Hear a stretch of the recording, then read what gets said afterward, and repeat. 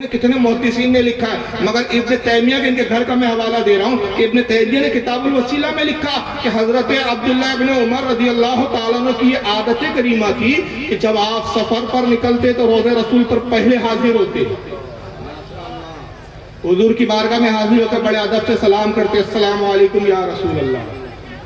دیکھیں جواب بھی آ رہا، کہتا ہے میں جانتا ہوں کہ کچھ لوگ غلطی کی بنیاد پر، جہالت کی بنیاد پر، کم علمی کی بنیاد پر قبروں پر جاتے ہیں، اور یہ صحابہ کا عمل ہے کہ رسول کے روضے پر حاضر ہو رہے ہیں۔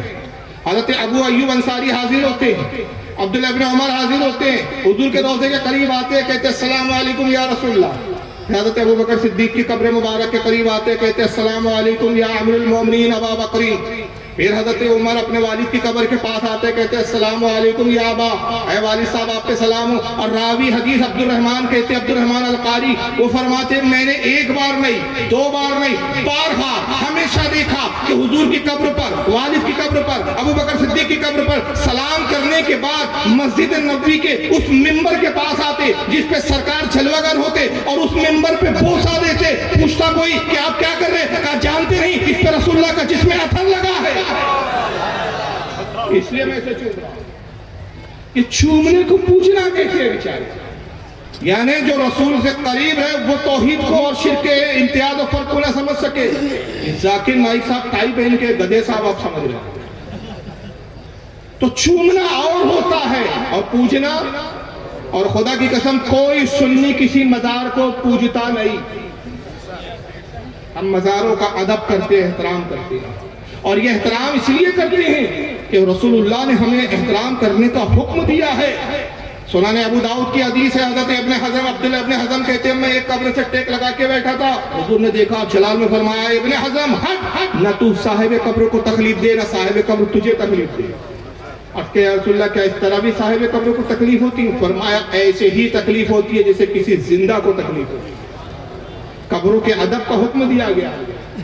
حضرت ابو ہریرہ کہتے ہیں کہ میرے نزدیک یہ آسان ہے کہ میں تلوار پر چل کر گزر جاؤں، یہ آسان ہے کہ میں آگ کے شعلوں پر ننگے پیر گزر جاؤں، مگر اس سے کئی گنا یہ میرے نزدیک سادہ شدید ہے کہ میں کسی مومن کی قبر پر پیر رکھوں۔ کیوں بھائی قبری پہ پیر رکھنے سے کیا آپ کو تکلیف ہے؟ مٹی کا تو ڈھیر ہے آخر نہیں۔ انہوں نے بتا دیا 1400 سال پہلے عقیدہ۔ اب حضرت ابو ایوب انصاری نے واضح لفظوں میں کہا کہ ولم آتی الحجر، میں پتھر کے ڈھیر کے پاس نہیں آیا ہوں۔ ان کی نگاہ دیکھ رہی تھی آنے والے زمانے میں ایک ایسا بدبخت آئے گا جو تقویۃ الایمان نام کی کتاب لکھ کر حضور کی قبر کو مٹی کا ڈھیر کہیں گا مر کر مٹی میں مل گئے معاذ۔ تو اندازہ لگائیے ذاکر نائک کو آپ اسکالر سمجھتے ہیں، اور حالت یہ ہے کہ اس کے بعد پھر دوسری چاہلت کی انہوں نے کہا میں جانتا ہوں کہ کلچر جب آپس میں مکس اپ ہو جاتا ہے، دیکھیں جملے یہی تھے نا کہ بار بار دکھاؤں گے، یاد رکھیے جملوں کو جب میں ویڈیو دکھاؤں۔ کہا کہ ہمارا جو کلچر ہے مکس ہو جاتا ہے، ہمارے باپ دادا پہلے کہیں نہ کہیں تو ہندو تھے، معاف کرنا ہمارے باپ دادا ہندو تھے، ہو سکتا ہے کہ میرے باپ دادا غریب نواز کے ہاتھ پر اسلام قبول کرے ہو، داتا گنبخش لاہوری کے ہاتھ پر اسلام قبول کرے ہو۔ ارے ہمارا اسلام تو اتنا پختہ، اتنا مستحکم اور اتنا عزیز ہے کہ دنیا میں جتنے علاقوں میں مبلغین گئے، صحابہ گئے تبلیغ کے لیے، تابعین گئے تبلیغ کے لیے، تبع تابعین گئے تبلیغ کے لیے، اولیاء گئے تبلیغ کے لیے، جن جن علاقوں میں جو جانے والے مبلغین تبلیغ کے لیے گئے اپنی مرضی سے گئے، لیکن ہمارا ایمان ہوا ہے کہ جو رسول کو پسند تھا کہ کوئی آنے والا جب ایمان دینے آیا تو وہ خود اپنی مرضی سے نہیں آیا، آقا نے بھیجا۔ جاؤ معین الدین، ہندوستان کے لوگوں کا ایمان مجھے بہت پسند ہے، جاؤ اسلام پھیلاؤ، جاؤ اسلام کی تبلیغ کرو۔ تو ہمارا اسلام وہ ہے کہ جس کو اسلام کے ساتھ بھیجا گیا، جس نے اسلام میں ہمیں داخل کیا، ہمارے اسلام پر، ہماری سنت پر، ہمارے اعتقاد پر کوئی رسول اللہ کی مہر لگی نہیں۔ تو ہمارے باپ دادا ہندو تھے مگر ایسے مسلمان ہوئے کہ آج ہم میں کوئی فاروق نائک نظر نہیں آتا، فاروق رضوی نظر آئے گا، فاروق قادری نظر آئے گا، فاروق چشتی نظر آئے گا۔ یہ تیری بد نصیبی ہے، تیرا باپ بھی کافر تھا، آج بھی تو اپنے کفر کے نسبت نائک کو لے کر گھوم رہا ہے۔ نائک یاد رکھیے مسلمانوں کے نام نائک نہیں ہوتے، رہا ہوں گا تو کسی نائک قبیلے سے، مگر اب تو اگر بظاہر کلمہ پڑھ رہا ہے نا، نائک تو ہٹا، قادری لگانے میں شرم آتی ہے، چشتی لگانے میں شرم آتی ہے، سہروردی لگانے میں شرم آتی ہے، تو جن کو اپنی نسبت بزرگوں سے چھوڑنا پتا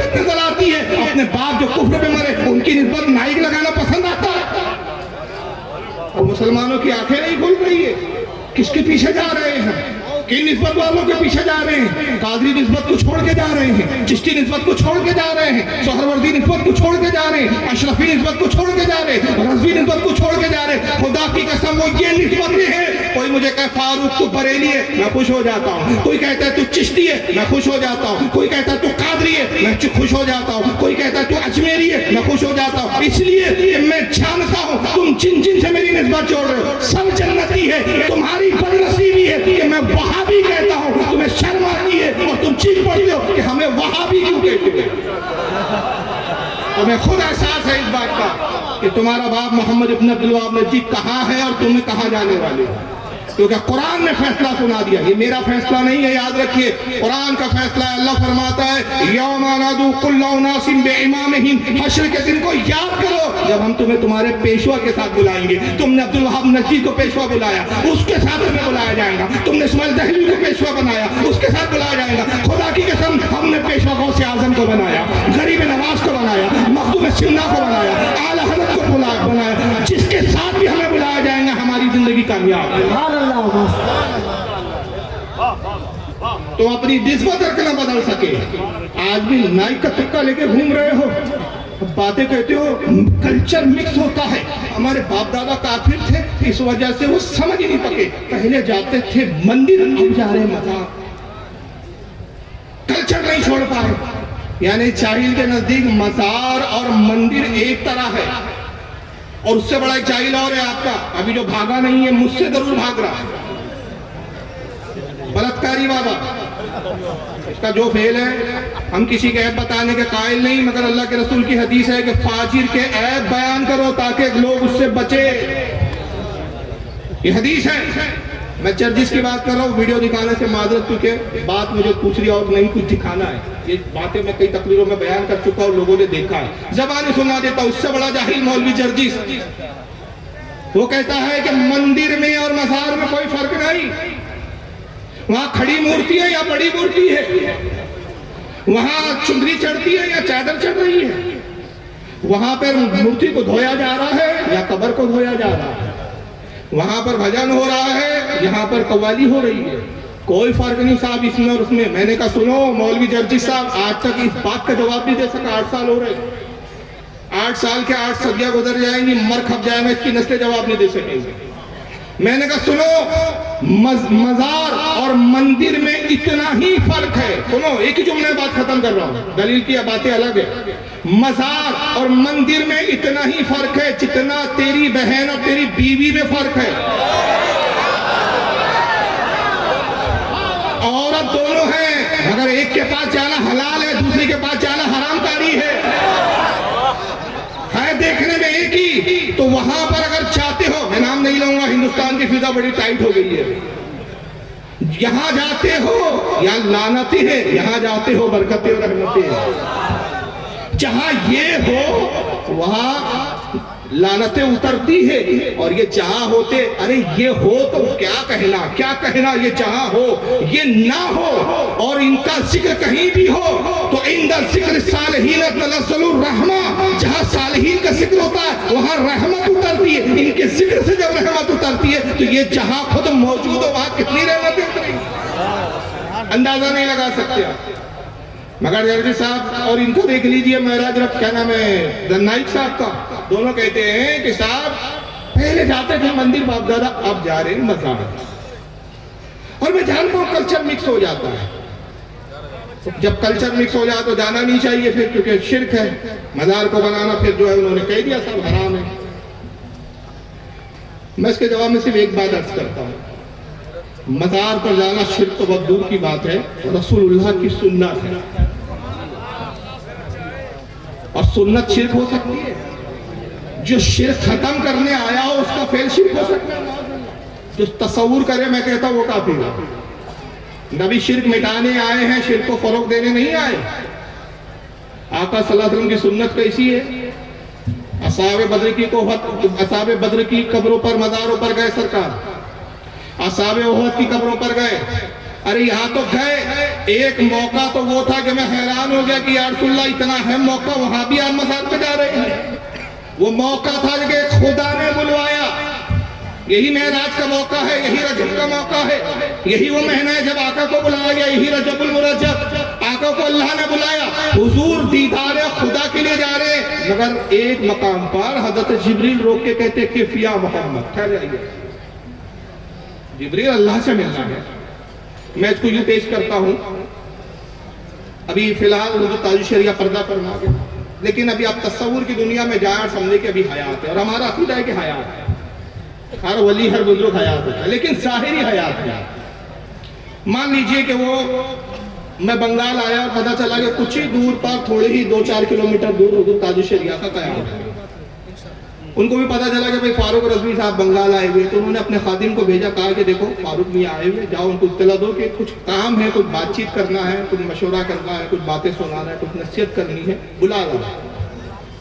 اب اندازہ لگائیے حضور تاج الشریعہ جیسی شخصیت مجھے بلائیں گی تو میرے جانے کی رفتار کا عالم کیا ہوں گا؟ بلانے والی شخصیت بہت عظیم، اللہ کی بارگاہ میں جانا تھا، اس لیے تو براق لائی گئی ہے کہ رفتار تیز ہو، تاخیر نہ ہو۔ اب میں نکلا حضور تاج الشریعہ کے ملنے کے لیے، راستے میں مولانا شوکت علی صاحب میں فاروق صاحب رکے 10 منٹ بعد، لیکن ابھی نہیں، واپسی میں بات کروں، ابھی تاج الشریعہ سے آگے بڑھے، مولانا محبوب علی صاحب مل گئے، مولانا محبوب صاحب نے کہا ارے فاروق صاحب ایک بات کرنی ہے، رکے۔ میں کہا نہیں بھائی ابھی نہیں، ساری باتیں بعد میں، کھانا پینا ناشتہ سب بعد میں۔ تاج الشریعہ نے بولا تاخیر نہ ہو، مگر کیا بات ہے کہ رسول اللہ جاتے ہیں اور جا رہے ہیں تو روک دیا جبریل نے، آتے وقت نہیں روکا، جاتے وقت روکا ہے، اور روک کے کہا یا رسول اللہ محمد رک جائیے۔ تو حضور نے ارشاد فرمایا جبریل یہاں کیوں رکوایا؟ میں تو اپنے رب کے دیدار کا متلاشی ہوں، اپنے رب کے دیدار میں مگن ہوں، اسی کا متلاشی، اسی کی تمنا میں سفر تیزی سے کر رہا ہوں، یہاں کیوں رکوایا؟ کہا یا رسول اللہ اس لیے رک جائیے کہ یہ موسیٰ کی قبر زیارت کر لیجئے۔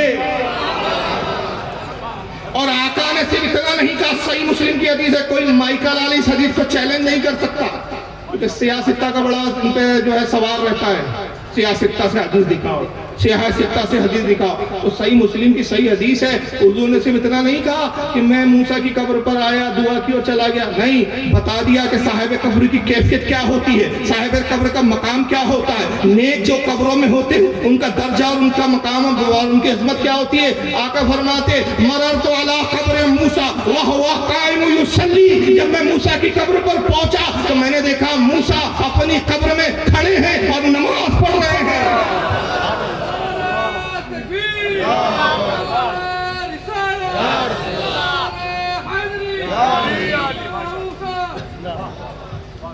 بتا دیا کہ صاحب قبر مردہ نہیں ہوتے، جو انہیں مردہ کہے ان کے عقیدے مردہ ہوا کرتے۔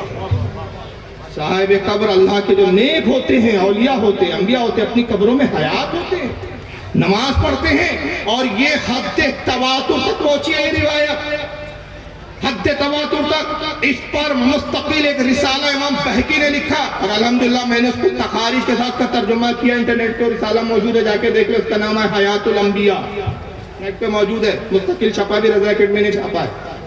حیات الانبیاء میں حد تواتر تک روایت ہے کہ امام بہقی کہتے ہیں صرف رسول اللہ نہیں، صرف خاص موسیٰ کی بات نہیں ہے، ہر نبی کی شان یہ ہے کہ الانبیاء احیاء فی قبورہم یصلون، انبیاء اپنی قبروں میں زندہ ہوتے ہیں اور نماز پڑھتے ہیں، ہر نبی کی شان یہی ہے، اور اولیاء کی بھی شان یہ ہے۔ حضرت امام جلال الدین سیوطی فرماتے ہیں کہ بعض اولیاء کا تو یہ حال ہے کہ انہیں سونے کا، سرخ سونے کا، خالص سونے کا، ہمارے ہاں کے سونے میں تو ملاوٹ ہے، یہ سونا بھی کہیں اور سے آ رہا ہے، خالص سونے کا قرآن لکھا ہوا دے دیا جاتا ہے، اور قبر میں باقاعدہ قرآن دیکھ کر تلاوت کرتے ہیں۔ امام جلال الدین سیوطی نے شرح الصدور میں لکھا، اس کو امام ابن ابی دنیا نے لکھا، اس کو حضرت امام قرطبی نے تذکرۃ الموتیٰ میں لکھا، تذکرۃ القبور معاف کیجئے، تو کئی کتابوں میں حدیث موجود ہے۔ تو آقا فرماتی کہ جب میں موسیٰ کی قبر پر آیا، میں نے دیکھا موسیٰ اپنی قبر میں نماز پڑھ رہے ہیں، موسیٰ علیہ السلام فارغ ہوئے، حضور نے سلام میں پہل کی، گفتگو ہوئی، حضور آگے بڑھ گئے، تو جبریل نے روکا کیوں تھا؟ روکا اس لیے تھا کہ جبریل کی نگاہ دیکھ رہی تھی آنے والے زمانے میں ذاکر نائک جیسے جاہل آنے والے ہیں، تو وہ کہیں گے مزار پر جانا ہندو کلچر، باپ دادا جاتے تھے مندر، اب جا رہے ہیں مساج، تو اللہ کے نبی اس کی کاٹ آج ہی 1400 سال پہلے کر دیجئے تاکہ آپ یہاں رکے، موسیٰ کی قبر کی زیارت کرے، تاکہ یہ سنت بن جائے کہ قبر کی زیارت کروانا میری سنت، قبر کی زیارت کرنا یا رسول اللہ آپ کی سنت، دو سنتیں قائم ہوئی۔ اور معراج میں جاتے ہوئے زیارت اس لیے کی، آتے ہوئے نہیں، جاتے ہوئے اس لیے کہ حضور نے ذہن دیا کہ دیکھو معراج بڑا مقدس سفر ہے، دیدار خدا کے مقصد سے جا رہا ہوں، تو میں اے امتیوں ذہن دے رہا ہوں کہ جب کسی اچھے کام کے لیے نکلو تو جو تمہارے علاقے کا ولی کامل ہو اس کی قبر کی زیارت کرتے ہوئے نکلو۔ یہی وجہ ہے کہ ہمارے اہل سنت میں معمول ہے ہم حج کے لیے بھی جاتے ہیں تو پہلے علاقے کے ولی کی بارگاہ میں حاضر ہوتے ہیں، اور اعلیٰ حضرت نے اس کو جو کہہ دیا ان کے طفیل حج بھی خدا نے کرا دیے، اصل مراد تو حاضری پاک ادھر کی ہے۔ تو بہرحال یہ ذاکر نائک صاحب کا معاملہ تھا، قبروں کی زیارت ان کو شرک و بدعت نظر آتا ہے۔ اور پھر اس پر ایک اعتراض اور ہوتا ہے، کیونکہ حضرت محبوب الاولیاء جن کا عرس منا رہے ہیں مجھے بتایا گیا کہ مذہوب بدعت، تو ایک طبقہ ایسا ہے کہ جو مذہوبیت کا ہی انکار کر دیتا ہے، اور پھر ایسی ایسی توہینیں اور ایسی ایسی بدتمیزیاں کرتے ہیں یہ لوگ کہ جس کو سننے کے بعد آدمی حیران ہو جاتا ہے کہ یار یہ لوگ واقعی مسلمان ہیں یا ان کو مسلمان کہنا بھی درست ہے یا نہیں۔ درود شریف پڑھیں آپ تو میں بتاؤں۔ اللہم صلی اللہ علیہ وسلم۔ وہ بزرگ یہ جناب ہے توصیف الرحمان صاحب، سعودیہ میں رہتے ہیں اس وقت، ہے تو پاکستان کے لیکن سعودیہ میں رہتے ہیں، اور وہاں یہ کیوں رہتے ہیں؟ زکوٰۃ خیرات صدقات سب وہیں پہ ملتی ہے، سارے لوگوں کا پاپی پیٹ وہیں سے بھر رہا ہے۔ اب سنیے، بزرگ نہیں ہوا کرتے جن کا سر سے لے کر پاؤں تک ہر چیز ہی ننگی ہوتی ہے، بڑی بڑی مونچھیں، بڑے ہوئے بال، گندگی اور بدبو، ننگا ننگ منگ تلنگ جا رہا ہے۔ یہ کچھ نہیں کہنا، یہ پونچی بھی سرکار ہے، مظلوم ہے، انہیں کچھ نہیں کہنا۔ سر سے ٹوپی اتار دو تو تم گستاخ ہو، تمہاری نماز نہیں ہوتی۔ سر سے ٹوپی اتار کے سر ننگا کرو گے، وہابی ہو، گستاخ ہو، بد مذہب ہو، آپ کی نماز نہیں ہوتی۔ اور اگر سارا کچھ اتار دو اب آپ رجسٹرڈ ولی ہو، کنفرم مور لگی ہوئی ہے، اب کوئی گستاخی نہیں۔ صرف سر ننگا کرو گے تو بڑے گستاخ، اور ہر چیز ننگی کرنا گے تو بس پہنچ گئے، ایک دھکا آخری لگے گا اور سیدھے جہنم میں۔ یہ ولیوں کے بارے میں کہا جا رہا ہے ایک دھکا لگے گا آخری جہنم میں، جہنم میں تو خود یہ جائے گا۔ یاد رکھیے مجذوب ولی اسے کہا جاتا ہے جو ہوش و حواس میں نہیں ہوتا، ظاہری دنیا کے ہوش میں نہیں رہتا، یاد الہی میں مگن ہوتا ہے، اور اللہ کی یاد میں اتنا ڈوبا ہوتا ہے کہ اس کو دنیا اور معافیہ کا ہوش نہیں۔ تعالیٰ حضرت کہتے ہیں کہ جو ہوش میں نہ ہو وہ کیا نہ کرے۔ ایک ہی مسئلے مصرے میں مسئلہ حل کر دیا۔ بعض مجذوب اولیاء ایسے ملیں گے کہ کپڑے پہننے کا ہوش نہیں ہے، ان کا کچھ سطر ظاہر ہو جاتا ہے بعض اوقات، یا گھٹنے کھلے ہوئے بیٹھے اپنی دھن میں۔ اب چونکہ انہوں نے حدیثوں کو پڑھا نہیں بیچاروں نے، اعتراض کرنے بیٹھ گئے، اور اعتراض یہ کیا کہ صاحب وہ اللہ کا ولی نہیں ہوتا، مونچھیں بڑی بڑی ہے، گندا سندا بیٹھا ہوا ہے، لباس کا ہوش نہیں ہے، وہ اللہ کا ولی نہیں ہوتا۔ ٹوپی اتار دو تو تم گستاخ کہتے ہو، یہاں تو سب اس نے اتار دیا، ننگا پڑا ہوا، پھر بھی ولی کہہ رہے جناب وہ ہوش میں نہیں ہے، اور شریعت جو ہے بے ہوش آدمی پہ حکم نہیں لگاتی۔ آپ نے ٹوپی اتاری تو آپ بھی بے ہوش ہے کیا؟ سمجھ رہے ہیں آپ بھی مظلوم ہے کیا؟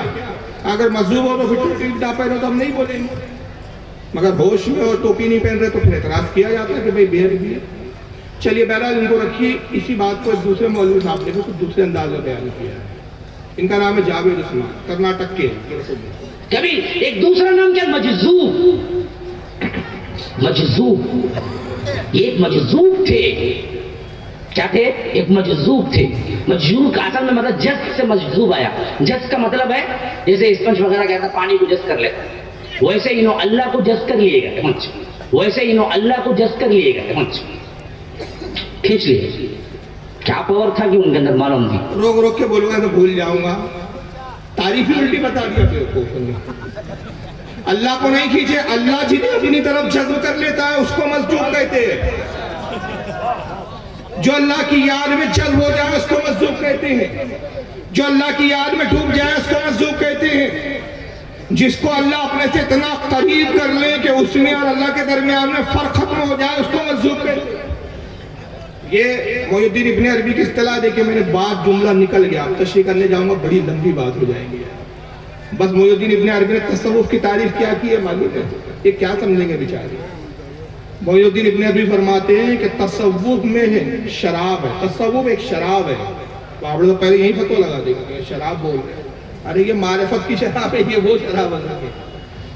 تصوف میں شراب ہے، جس نے یہ پی اس کو نشہ چڑھا، جس کو نشہ چڑھا وہ ڈوب گیا، جو ڈوب گیا اس نے پا لیا، جس نے پا لیا اس کے اور اس کے محبوب میں کوئی فرق نہ رہا. اب اس کی تشریح بڑی لمبی ہے، بس اتنا میں نے دلیل کے طور پر بول دیا کیونکہ ایک جملہ نکل گیا تھا. اللہ کو جو اپنے طرف جذب کر لے وہ نہیں، اللہ تو مادوں سے پاک، حدودوں سے پاک، لمٹ سے پاک، جہت و سمتوں سے پاک. اللہ جنہیں اپنی طرف جذب کر لیتا ہے، جو اللہ کی یاد میں ڈوب جاتے ہیں، جن کی ذاتیں اللہ کی ذات میں فنا ہو جاتی ہے، اس کو مجذوب کہتے ہیں. تعریف انہوں نے الٹی بیان کر دی. اب اس کے بعد آگے دیکھیے کیا مذاق اڑاتے ہیں بزرگوں کا. لیکن انہوں نے میں کھینچنے آپ اور کی اور اسے ڈبل تھا کہ کیا بلا کیا مجذوب تھے. اس بات سے کیا نہیں بولتے ہیں لوگ، ولی وغیرہ لفظ استعمال کرتے ہیں، مجذوب تھے. وہ مجذوب کیا؟ دیکھنے کو دیوانہ چھڑنا کرتے لیکن سب معلوم اس کو، سب معلوم، دیکھنے میں دیوانہ لیکن سب معلوم تھے. یہ تعریف میں نہیں بول رہے، آپ سوچ رہے ہوں گے تعریف کر رہی ہے، بلکہ کیا ہے، یہ مذاق اڑایا جا رہا ہے. کیا کر رہے ہیں؟ یہ مذاق اڑا رہے ہیں. آئیے مجذوب کا ذکر کہاں ہے میں بتاتا ہوں آپ کو. صحیح مسلم کے اندر ہے، دیکھ لیجئے اسکرین پہ، اور ان کے گھر کی چھپی بھی دکھا رہا ہوں. دارالسلام سعودی عرب ریاض کا جو نسخہ ہے اس کی حدیث ہے. کتاب البر والصلاۃ والادب، یہ باب کا نام ہے، امام مسلم نے جو رکھا، اور اس کے اندر جو باب لایا، یہ کتاب کا نام ہے، باب کا نام ہے فضل الضعفاء والخاملین. اب اس کے اندر دیکھیں وہ حدیث کیا لا رہے ہیں. حدیث کا نمبر ہے 6577. عن ابی ہریرہ رضی اللہ عنہ، ابو ہریرہ سے روایت ہے، ان رسول اللہ صلی اللہ علیہ وسلم قال رب اشص مدفوع بالابواب. ابو ہریرہ رضی اللہ تعالیٰ عنہ کہتے ہیں کہ اللہ کے رسول صلی اللہ تعالی وسلم نے ارشاد فرمایا، کتنے ہی ایسے لوگ ہیں کہ جن کا حال پراگندہ یعنی میلے کچلے، لباس میلے، داڑیاں بڑی ہوئی ہے. یہ پراگندہ لفظ میں ساری چیزیں آ گئی، جن کے بال بکھرے ہوئے، اور مدفوع بالابواب، جن کو دیوانہ سمجھ کے لوگ دروازوں سے دھتکار دیتے ہیں، جن کو لوگ دیوانہ سمجھتے ہیں، دروازوں پہ کھڑے رہنا جن کا گوارا نہیں کرتے. یہ مجذوب ہے کہ دیکھنے میں گندے سندے دروازوں پہ دھتکارے جا رہے ہیں، مگر ان کا مقام کے آگے آقا کہتے لو اقسم علی اللہ لا ابرہ. مقام وہ ہے کہ اللہ پر بھروسہ کر کے قسم کھا لے، اللہ ان کی قسم کو پورا فرما دے. اب اگر قسم کھا کے مردے کو ٹھوکر مارے، تم باذن اللہ مردہ زندہ ہو جاؤ. بیمار آئے کہ حضور بیمار وہ شفا عطا کر دیجئے، اللہ کی قسم کہا کر کہہ دے جا تجھے شفا دی گئی، اللہ قسم کو پورا فرما. یہ ہے مسلم کی حدیث. ان بیچاروں کو صحیح مسلم پڑھنے کی توفیق نہیں ہے، حالانکہ یہ حدیث ترمذی میں بھی ہے، کتاب المناقب میں آئی ہے حدیث نمبر 3854. امام بزار نے بھی لکھا ہے اس کو، امام طحاوی نے بھی اس کو شرح مشکل الاثار میں لایا ہے، حکیم ترمذی نے نوادر الرسول میں لایا ہے، امام ابن حبان نے اس کو اپنے صحیح میں لکھا ہے، امام طبرانی نے معجم الاوسط میں لکھا ہے. متعدد حوالے اس کے، مگر نام اہل حدیث. میں آصف بھائی سے معذرت کے ساتھ ایک جملہ کہوں گا کیونکہ حضرت کا مزاج مجھے معلوم ہے. ایک جلسے میں ہم تھے، میں نے وہاں کافی بہت شدت سے رد کیا، تو جلسے کے بعد مجھ سے کہہ رہے تھے فاروق بھائی آج تھوڑا انداز الگ تھا، اور آپ یار تھوڑے پڑھے لکھے ہو، میں LLB بھی کی ہوں، لائر بھی ہوں، دنیا بھی تعلیم بھی ہے، دینی تعلیم بھی ہے، تو یار آج انداز کچھ اور تھا. تو اس لیے میں یہ جو جملہ بھی کہنے جا رہا ہوں تو معذرت کے ساتھ کہ کوئی فائشہ عورت، اب پتہ نہیں یہ بنگال والے سمجھ رہے نہیں کہ جملہ، کوئی فائشہ عورت اپنا نام تقدس بانو رکھ دے، بس اچھی سے اچھی ادب میں نہیں بول سکتا. کوئی فائشہ عورت اپنا نام تقدس بانو رکھ لے تو نام رکھنے سے وہ فائشہ تقدس بانو نہیں ہوتی. تو چند جاہل جن کی حدیثوں پہ نظر نہیں اپنا نام اہل حدیث رکھ لے تو اہل حدیث نہیں بن جاتے. اہل حدیث رکھنے کے لیے حدیث کا جانکار بننا پڑتا ہے. ان بیچاروں کو یہ حدیث نہیں ملی. اور آئیے مجذوب کا ذرا مقام بھی دیکھیں. یہ تو دنیا کی حالات تھی، دروازوں سے دھتکارے گئے، بال بکھرے میں تھے، لوگ دیوانہ پاگل مجنون سمجھ رہے تھے. مگر آئیے ذرا ان کا ایک مقام کیا ہے. सुनाने अपने माजा, ये भी नहीं बेचारों के आके छपी हुई है। मुझे लगता है पैसे कमाने के लिए छापते बेचारे हैं, पढ़ते नहीं। सुनाने अपने माजा किताब सुहद और हदीस नंबर 4115, बाब मन ला युबाहु लहू। तर्जमा होता जिनकी लोग परवाह नहीं करते, जिनकी परवाह ना की जाए। हदीस नंबर 4115, अन मुआज़ इब्न जबल क़ाल क़ाल रसूलुल्लाह सल्लल्लाहु अलैहि वसल्लम अला उख़बिरुका अन मुलुकिल जन्नह। मुआज़ इब्न जबल कहते हैं कि रसूलुल्लाह सहाबा के दरमियान बैठे और सहाबा से फरमाया, आका ने, ऐ मेरे सहाबा की जमात, क्या मैं तुम्हें जन्नत के बादशाहों की खबर ना दूं? जन्नत में बादशाहत किनकी चल रही है? कौन जन्नत में बादशाह होंगे? किनकी मानी जाएंगी? किनका हुक्म चलेगा? अला उख़बिरुका अन मुलुकिल जन्नह, क्या मैं तुम्हें जन्नत के बादशाहों की खबर ना दूं? कुल तो बला। साहबा ने अर्ज़ किया, अल्लाह के नबी, जरूर जरूर जन्नत के बादशाहों के बारे में बताएं। काला रजुलुन ज़ईफ़ुन, कहा जन्नत के बादशाह वो होंगे कि दुनिया में तुम देखोगे तो ज़ईफ़, कमजोर, मुस्तज़अफ़ुन, नातवा हड्डियां दिख रही है, जिस्म का पेट धंसा हुआ, ज़ुतिम्रे, लिबास फटे पुराने बोसीदा, लिबास पुराने बोसीदा, ला युबाहु लहू, जिनकी लोग परवाह नहीं करते, लोग दीवाना, पागल, मजनून समझते हैं। ला अक़समा अलल्लाहि ला बर्रा, मगर मकाम वही है कि अल्लाह पर एतमाद करके कसम खा ले, अल्लाह उनकी कसम को पूरा फरमाए। ये हदीस का शायद इस जुमले पे आपने तवज्जो नहीं दी, जन्नत के बादशाह। इस हदीस को समझाने के लिए बस एक छोटा सा वाक़या बताऊंगा। बगदाद का माहौल है, हारून रशीद खलीफा वक्त है, बेगम जुबैदा के साथ सैर के लिए निकलते हैं। वक्त का एक दीवाना मजदूब रेत के टीले पर बैठा हुआ है, रेत की झोपड़ियां बना रहा है। दुनिया बहलुल दाना कहती है, नाम बहलुल दाना, हरकतें नादानों की तरह। ला युबाहु लहू, लोग परवाह नहीं करते, शहर से बाहर। पूरी हदीस का जोग्राफिया इसी में आ गया। ज़ईफ़ुन, कमजोर भी नजर आते हैं, मुस्तज़अफ़ुन, नातवा है, ज़ुतिम्रैन, लिबास फटे पुराने बोसीदा, लोग परवाह नहीं करते। बगदाद से बाहर रेत के टीलों पे बैठे हैं और वो रेत के तूदों को जमा करके झोपड़ियां बनाते हैं, छोटी छोटी झोपड़ियां बना के रखे हैं। जुबैदा ने देखा बग्गी में सैर कर रहे हैं, हारून रशीद से कहती है कि बग्गी रुकवा दीजिए। बग्गी रुकी गई, जुबैदा करती है। उस वक्त की टनटनाहट सुननी थी जुबैदा। आने के बाद बुजुर्ग के करीब आई, सलाम किया, अस्सलाम वालेकुम। वो हजरत बुजुर्ग जो थे बहलुल दाना, अपने काम में मसरूफ है, बगैर सर उठाए जवाब दिया, वालेकुम अस्सलाम। मलिका कहती है, हुजूर आप क्या कर रहे हैं? फरमाते हैं कि देख नहीं रही है, जन्नत के महल ताबीर कर रही है। तो जुबैदा खुश अकीदा थी, आज का वहां भी होता, कहते थे को पागल है ये, मट्टी के तूदे बना रहा है जमीन पर और जन्नत के महल बता रहा है इसको। लेकिन वो खुश अकीदा सुननी थी। कह लगी, हुजूर जन्नत का महल मुझे भी अता कर दीजिए। कहा जुबैदा फ्री में नहीं देंगे, अगर जन्नत का महल चाहिए तो खरीदना पड़ेगा। कहा हुजूर कीमत देने के लिए तैयार, बताए क्या कीमत है? फरमाया 1 दिरहम, चांदी का 1 सिक्का। जुबैदा ने 1 रुपए का निकाला सिक्का, हजरत बहलुल दाना की हथेली पर रख दिया। बहलुल दाना ने सिक्का लिया और वो जो झोपड़ी एक बनाई भी थी उसको आगे कैसा खचका के उसको तोड़ दिया। कहा जा ऐ जुबैदा, ये महल जन्नत का तेरा हुआ। बात खत्म हो गई, महल पर लौट आए।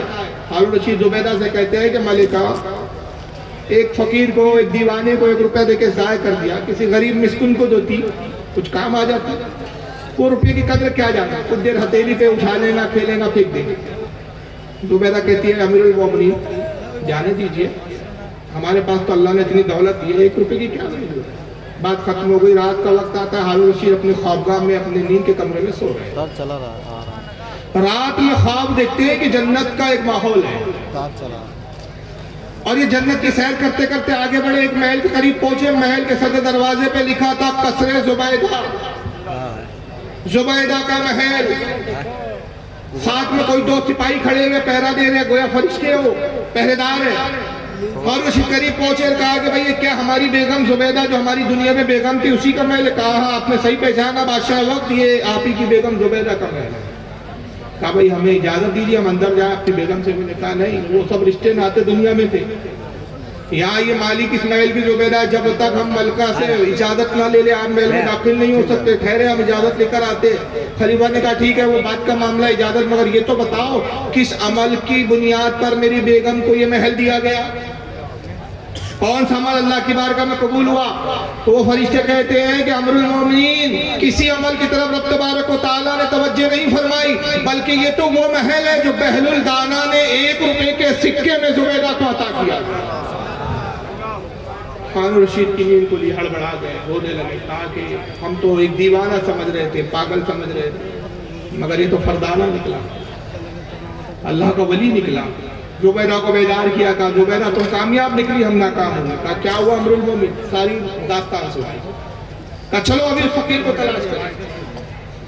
اب فقیر کو تلاش کرنے نکلے، مگر حضرت بہل الدانا کا پتہ نہیں ہے۔ وجہ یہ ہے کہ دیوانوں کی کوئی ایک جگہ ایک منزل نہیں ہوتی، بلکہ میں اس وقت میں ایسے موقع پہ جملہ کہتا ہوں کہ دیوانے وہ ہوتے ہیں خدا کی یاد کے، دیوانے یہ مجذوبین وہ ہوتے ہیں یہ جہاں بیٹھتے ہیں وہاں آبادیاں بسا دیتے ہیں، اور جہاں سے ناراض ہو کے اڑ جاتے ہیں وہاں سے آبادیاں ویران ہو جایا کرتی ہیں۔ تو یہ آبادی کے محتاج نہیں ہوتی، آبادی ان کی محتاج ہوتی ہے۔ اب بہرحال ان کو تلاش کر رہے ہیں، ایک دن پورا گزر گیا، بہل الدانا کا پتہ نہیں چلا۔ دوسرا دن تلاش کیا تو پہر کے وقت بہل الدانا ایک ٹیلے پہ چلا گیا، وہی مٹی کے تودے ہیں، وہی مٹی کا ٹیلا ہے، بہل الدانا وہی جس طرح جھوپڑیاں بنا۔ بادشاہ نے دیکھا، خوش ہو گئے، بگھی سے اٹھ کے سلام کیا۔ حضرت نے پھر اسی طرح جواب دیا، کہا حضور آپ کیا کر رہے ہیں؟ کہا دیکھتا نہیں بادشاہ محل بنا رہے ہیں۔ کہا حضور ایک محل ہمیں بھی عطا کر دیجئے، کہا قیمت دینی ہوگی۔ کہا حضور قیمت دینے کے لیے فقیر تیار ہے، بتائیں کیا قیمت ہے؟ کہا بادشاہ اس محل کی قیمت تیری پوری حکومت۔ کہا حضور تعجب کی بات ہے، پرسوں کے روز آپ کی کنیز، آپ کی خادمہ ملکہ عالیہ نے آپ ہی سے محل خریدا، 1 درہم میں آپ نے محل فروخت کر دیا، اور آج 1.5 دن میں اتنی قیمت بڑھ گئی۔ کیا آج حالت یہ ہے کہ آپ جو ہے پوری حکومت مانگ رہے ہیں؟ بہل الدانا جواب دیتے ہیں کہ اے بادشاہ سنو، تیری بیوی کو 1 درہم میں جو محل دیا گیا تھا، اب تجھے سے حکومت کا مطالبہ، فرق یہ ہے کہ وہ بغیر دیکھے اس نے سودا کیا تھا، تو محل دیکھ کر آ رہا ہے۔ تو اس واقعے سے 2 باتیں پتہ چلی کہ اللہ کے یہ مجذوبین اولیاء وہ ہوتے ہیں جو چلتے زمین پر ہیں لیکن سودے جنت کے کیا کرتے ہیں، جنت کے سودے لوگوں کو کروایا کرتے ہیں۔ اور دوسری بات یہ پتہ چلی کہ اولیاء اللہ کی جماعت وہ ہوتی ہے کہ جو بغیر آزمائے ہوئے ان کے ہاتھوں پر عقیدت کے سودے کر لیا کرتے ہیں، وہ کامیاب ہوتے ہیں۔ اور جو آزمائشوں میں پڑھتے ہیں، یہاں بھی آزمائش میں پڑھتے ہیں اور وہاں بھی آزمائش میں پڑھتے ہیں۔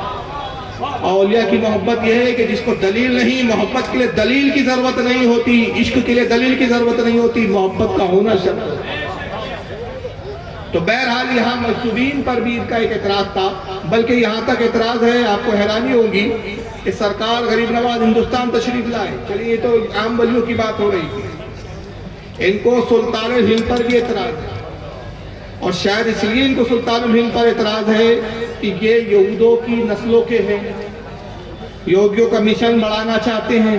تو ان کو پرابلم یہ ہو جاتی ہے کہ یار غریب نواز نے اتنا اسلام پھیلا دیا اور آج ان کے کروڑوں اربوں عقیدت مند ہے، تو ہمارا پھر وہ کفر کا مذہب کیسے چلے گا؟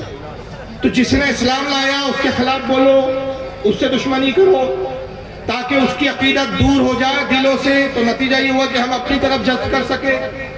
تو اب ایسی ایسی باتیں کی گئی، ذرا سنیے آپ۔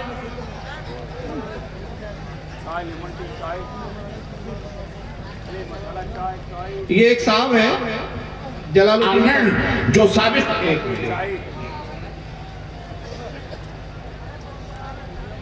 مولانا جلال الدین قاسمی صاحب ہے، ذرا سنیے۔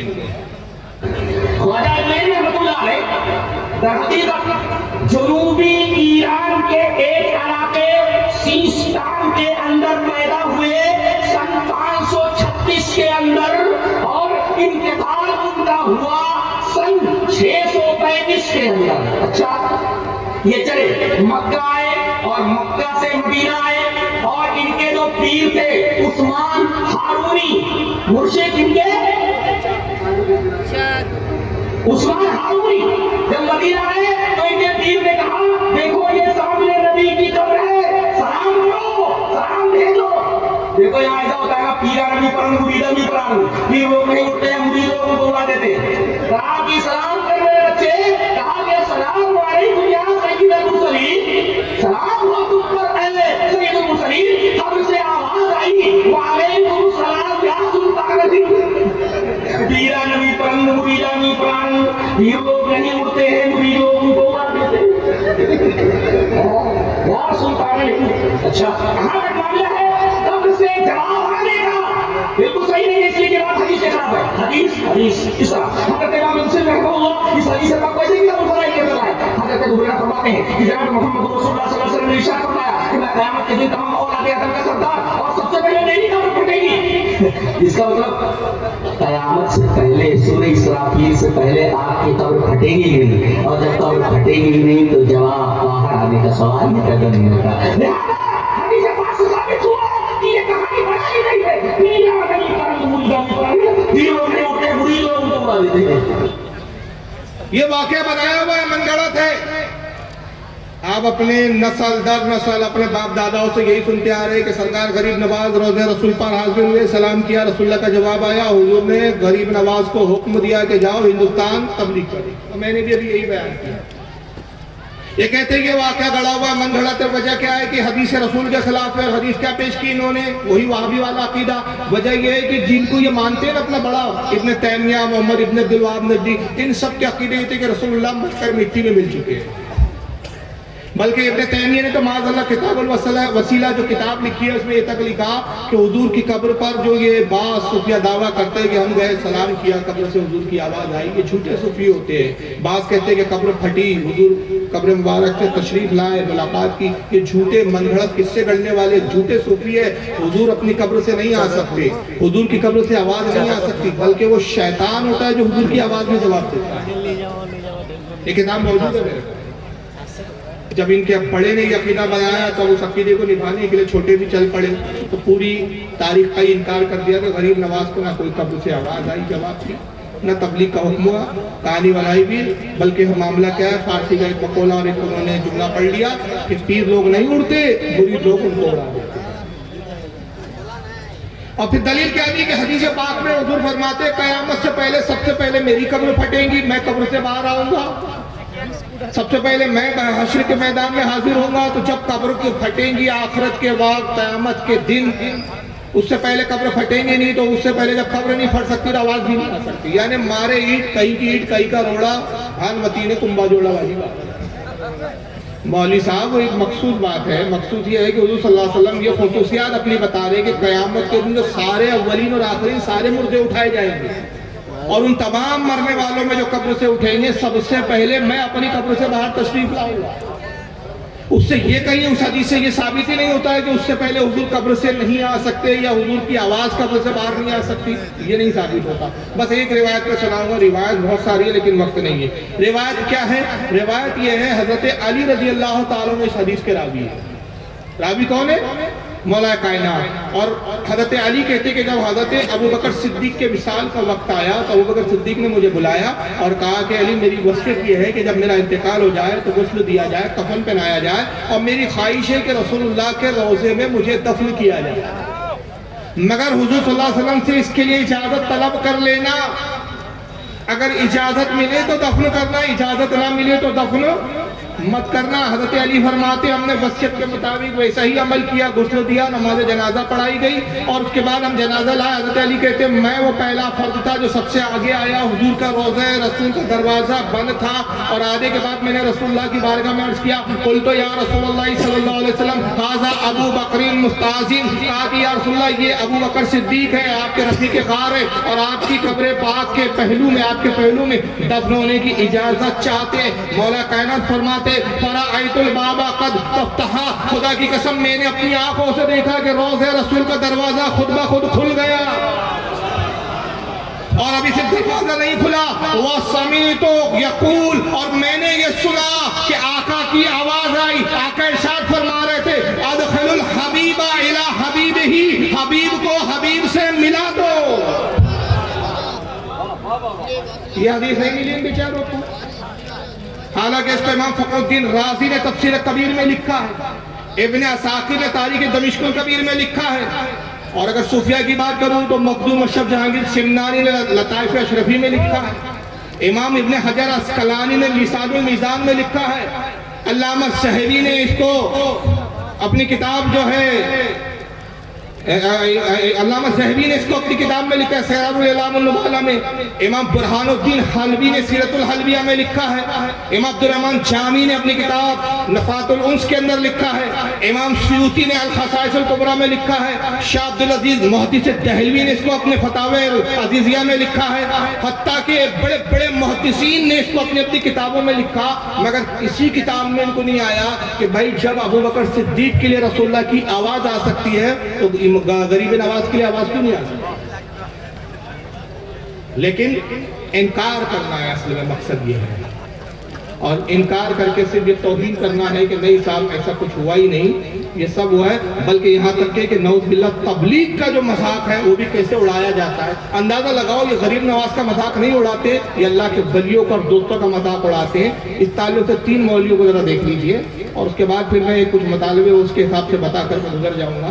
درود شریف پڑھیں آپ، اللہم صلی علی رسول صلی اللہ تعالی علیہ وسلم۔ پہچانتے ہیں انصاف کو؟ ایڈوکیٹ فیض صاحب ادھر رسولیت کی جانت۔ تو یہ 15 صحابہ، 15 نہیں چلیے ایک ہی مان لیتے وہ ایک صحابہ، اور میں سمجھتا ہوں ایک صحابی بھی کافی ہے پوری دنیا کے مقابلے میں۔ ایک ولی اللہ جب پورے ہندوستان کو کر سکتے ہیں، بادشاہ فرمان کی ایک سلام کا تو 90 لاکھ اور ایک سلام میں 90 لاکھ، تو ایک صحابی تو 90 کروڑ اور 90 کروڑ کی طاقت رکھتا ہے، اور ایک نبی تو خالی ایسا دیکھ لے تو جتنی دنیا تک انسان ایمان میں آ جانا چاہیے۔ لیکن افسوس ابو جہل آئے ہی نہیں آخر تک، کی نظر مبارک میں تھی جو ہمارے ولیوں میں ہے کہ 90 لاکھ ادھر اور 90 لاکھ ادھر، ایک سلام پہ تو 90 لاکھ دو، دوسرا 90 لاکھ۔ ابو جہل پڑوسی رہا لیکن بیچارہ 9 سال 10 سال تک ایمان نہیں لایا، مر گیا، مر کھپ گئے جائیں گے جو بدر کے۔ کیسے کیسے قصے بیان کرنے والے سنا۔ تو میں سمجھتا ہوں کہ اگر ایک ولی 90 کروڑ کر سکتا، 90 لاکھ کر سکتا ہے تو ایک صحابی تو 90 کروڑ کی طاقت رکھتا ہی ہوگا، 10 ٹائمز تو طاقتور ہوں گے ہی ان سے۔ کچھ سمجھ میں آئی بات آپ کے؟ یہاں پہلے سمجھانا بھی پڑتا ہے، تھوڑا سا مسئلہ یہ ہو رہا ہے۔ ارے ہاں یا نا، تو سمجھ میں آیا کیا طرز ہے؟ اس کو کہتے ہیں وہابی، یہ لڑاکو عورت ہے جو تانے مارتی ہے، جو ہوتی ہے نا محلے بستی کی تانا باز عورت، اور اس کو جب کہو کہ آؤ پنچایت میں بیٹھ، تو پنچایت میں کبھی نہیں بیٹھتی وہ، یہ وہی ہے آؤ مناظرے میں، نہیں وہ تو آگے سے گیلی یا پیچھے سے پیلی ہو جائے گی، مناظرہ نہیں کریں گے، ہم اپنے 10 کے دلبے میں تانے ماریں گے۔ کہتے ہیں کہ بھائی حضور صلی اللہ علیہ وسلم کے پڑوس میں ابو جہل تھا، ایمان نہیں لایا، اور تم نے کیسے کیسے قصے کر لیے کہ غریب نواز نے ادھر سلام پھیرا تو 90 لاکھ لوگ ایمان لیا، ادھر سلام پھیرا تو 90 لاکھ۔ میں نے کہا نا کہ وہاں بھی پہلے گڑتا اور پھر دفاع کرتا، جواب دیتا ہے، تو لوگوں کو لگتا ہے یار واقعی سنیوں نے اس طرح کتابوں میں لکھا ہوں گا، بیچارے کوٹ ٹائی پہننے میں بول رہے غلط تھوڑی بول رہے ہے نا۔ لیکن ہمارے بیچارے بھولے بھالے سننے کو توفیق نہیں ہوتی ہے، پہلے خود اپنے علماء سے پوچھے کہ کیا ہمارا اس طرح کا عقیدہ ہے۔ اب اس کو رکھیے، یہی بات ایک دوسرے صاحب نے تھوڑا دوسرے انداز میں کہی ہے، ذرا سنیے۔ معراج ربانی صاحب، جرجیت صاحب، سنیے، یہ ہے بلاکاری بات، اور خواتین دیکھ رہے ہو تو شاعرہ پہچان لو، اس سے بچ کے رہنا، بہت بڑا کمینہ ہے۔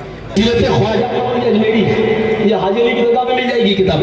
سیرت خواجہ اجمیری، یہ حاجی علی کی کتاب میں مل جائے گی کتاب۔ سیرت خواجہ پڑھو، لکھا ہے کہ خواجہ صاحب جب ہندوستان میں آئے تو ایک دم اسلام کی پھیل گیا، اور اسلام ایسا پھیلا کہ جب وہ نماز پڑھتے تھے تو دائیں طرف سلام پھیرتے تھے تو 90,000 آدمی مسلمان ہو جاتے تھے، اور بائیں طرف سلام پھیرتے تھے تو 90,000 آدمی مسلمان ہو جاتے تھے۔ میں نے بہت غور کیا کہ 90,000 دائیں 90,000 کتنے ہو گئے؟ 1,80,000۔ سنتیں چھوڑ دو، نفل چھوڑ دو، صرف فرض لے لو، ظہر اثر مغرب عشاء تہجد بھی چھوڑ دو، چلو 5 وقت کی نماز میں کتنے ہو گئے بھائی؟ 1,00,000 آپ جو 1,80,000 ایک ٹائم میں ہو رہے ہیں، 90,000 1,80,000، تو 1 پنچے 5 اور 8 پنچے 40، 4 لاکھ، 5 اور 4 کتنے ہو گئے؟ 9 لاکھ۔ ایک دن میں 9 لاکھ آدمی،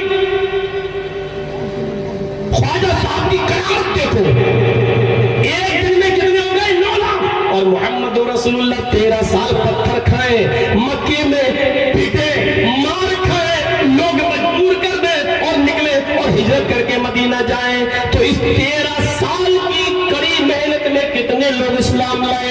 جب جنگ بدر ہوئی تو سب چھوڑے گئے, بچے بھی, بوڑھے بھی, جوان بھی. جب سب چھوڑے گئے تو لڑنے والوں کی تعداد تھی 313. میرے بھائیوں, یہ 13 سال کی محنت تو 313 یا ایک دن میں 9 لاکھ.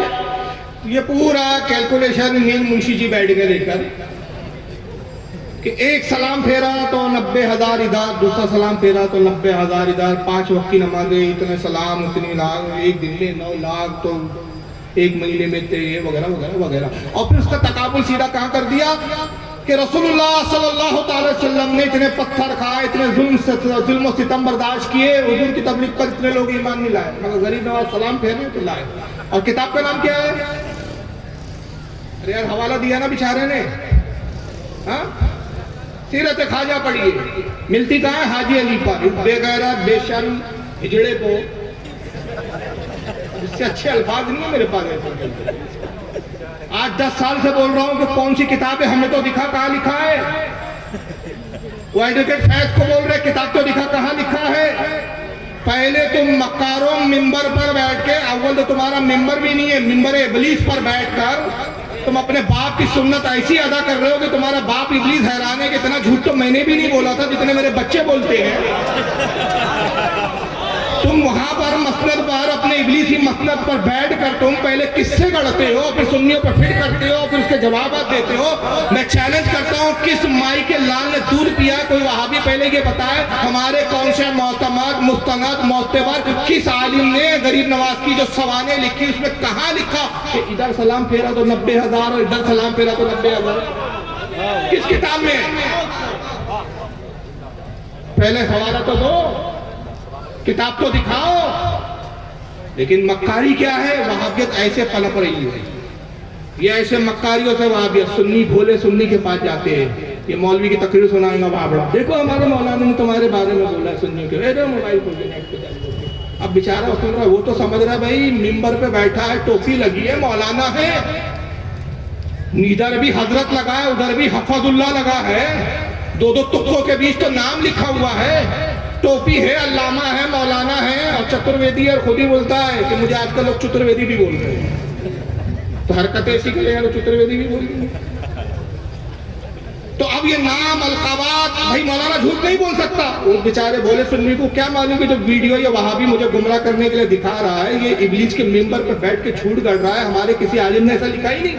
وہ بیچارہ کنفیوز ہو جاتا ہے, بولتا ہو یار مولانا بول رہے سچ ہے, ایسا کیسا لکھ دیا یار بریلی کے علماء نے کہ بھائی ادھر سلام پھیرا تو 90,000, ادھر سلام پھیرا تو 90,000, ایک نماز میں اتنا, تو 2 نماز میں اتنا, 3 نماز میں اتنا. رسول اللہ کی تبلیغ پر تو اتنے اسلام ہی نہیں لائے. یار یہ سب کس سے ہے یار, گڑھ دیے. وہ چلا ہو گیا, سنیت سے بزن ہو کر واپس گیا. لیکن سوال یہ ہے کہ ہمارے کسی عالم نے یہ بات, ہمارے علماء نے کیا لکھی کہ غریب نواز نے جو کل تبلیغ کا مشن چلایا, کل جو تبلیغ کی اپنی پوری زندگی میں ایک تخمینہ ہے, ایک اندازہ ہے کہ 90 لاکھ لوگ آپ کے ہاتھ پر اسلام قبول کرے. اور وہ 90 لاکھ لوگ جو اسلام لائے وہ صرف ہندوستان نہیں ہے. آپ جب سنجر سے نکلے تو بغداد گئے, وہاں بھی آپ نے دین پھیلایا. بغداد سے آپ سمرقند آئے, بخارا آئے, آپ وہاں سے ہوتے ہوئے لاہور ہوتے ہوئے ہندوستان آئے. تو کئی علاقوں میں آپ نے سیر و سیاحت کی اور تبلیغ کرتے رہے. یہ کل تبلیغ پر جو آپ کے اسلام لانے والوں کی تعداد ہے وہ کل ہے 90 لاکھ. سلام پھیرنے پہ نہیں ہے صرف, سمجھ رہے ہیں آپ, یہ بات کو یاد رکھیے. اور اس پر بھی پھر ایک اعتراض کیا جاتا ہے. معراج ربانی نے اعتراض کیا, کہا کہ ہندوستان کی آبادی اس وقت کیا 90 لاکھ تھی کہ جو اسلام 90 لاکھ لوگ لے آئے, اور اگر 90 لاکھ لوگ لے آئے تو پھر آج تو ایک بھی ہندو نہیں ہونا چاہیے, ایک بھی غیر مسلم نہیں ہونا چاہیے.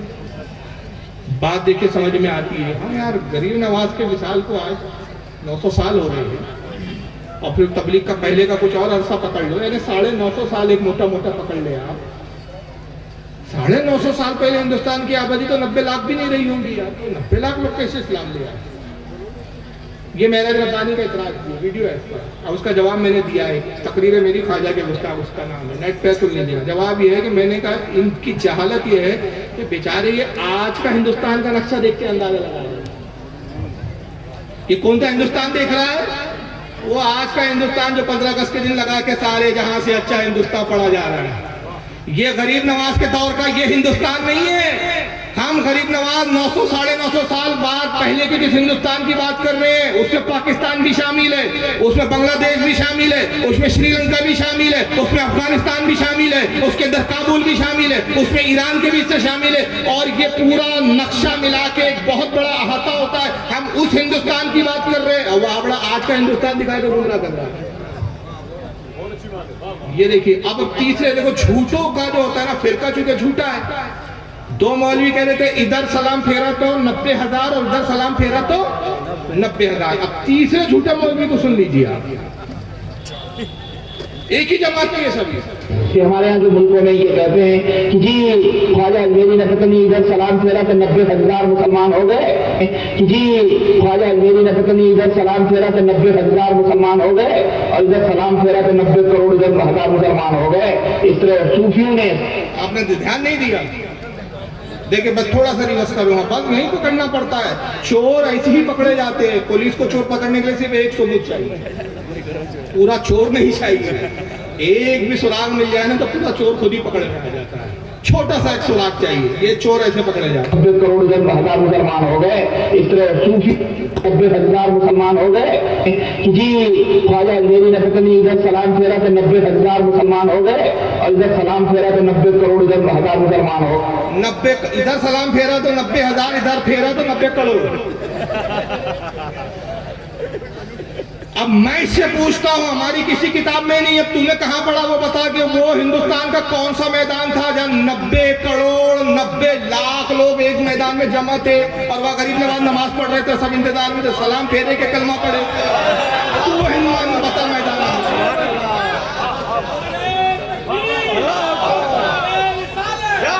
ہماری کتابوں میں نہیں ہے.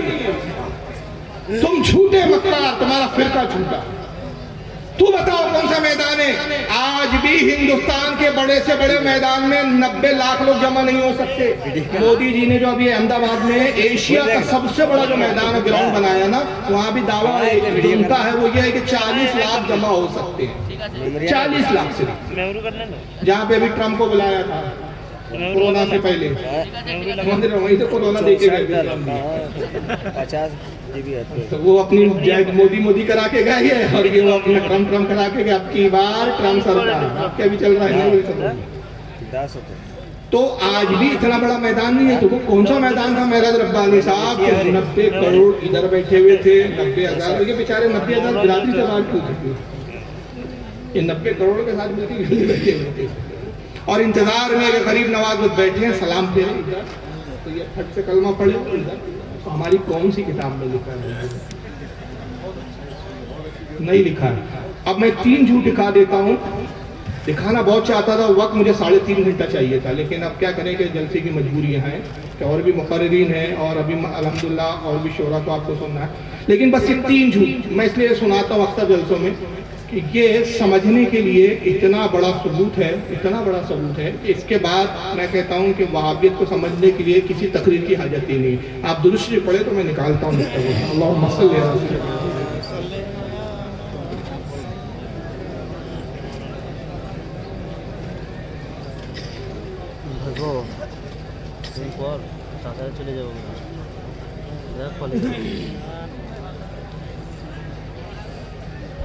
دیکھیے ذرا بہت غور سے سنیے گا.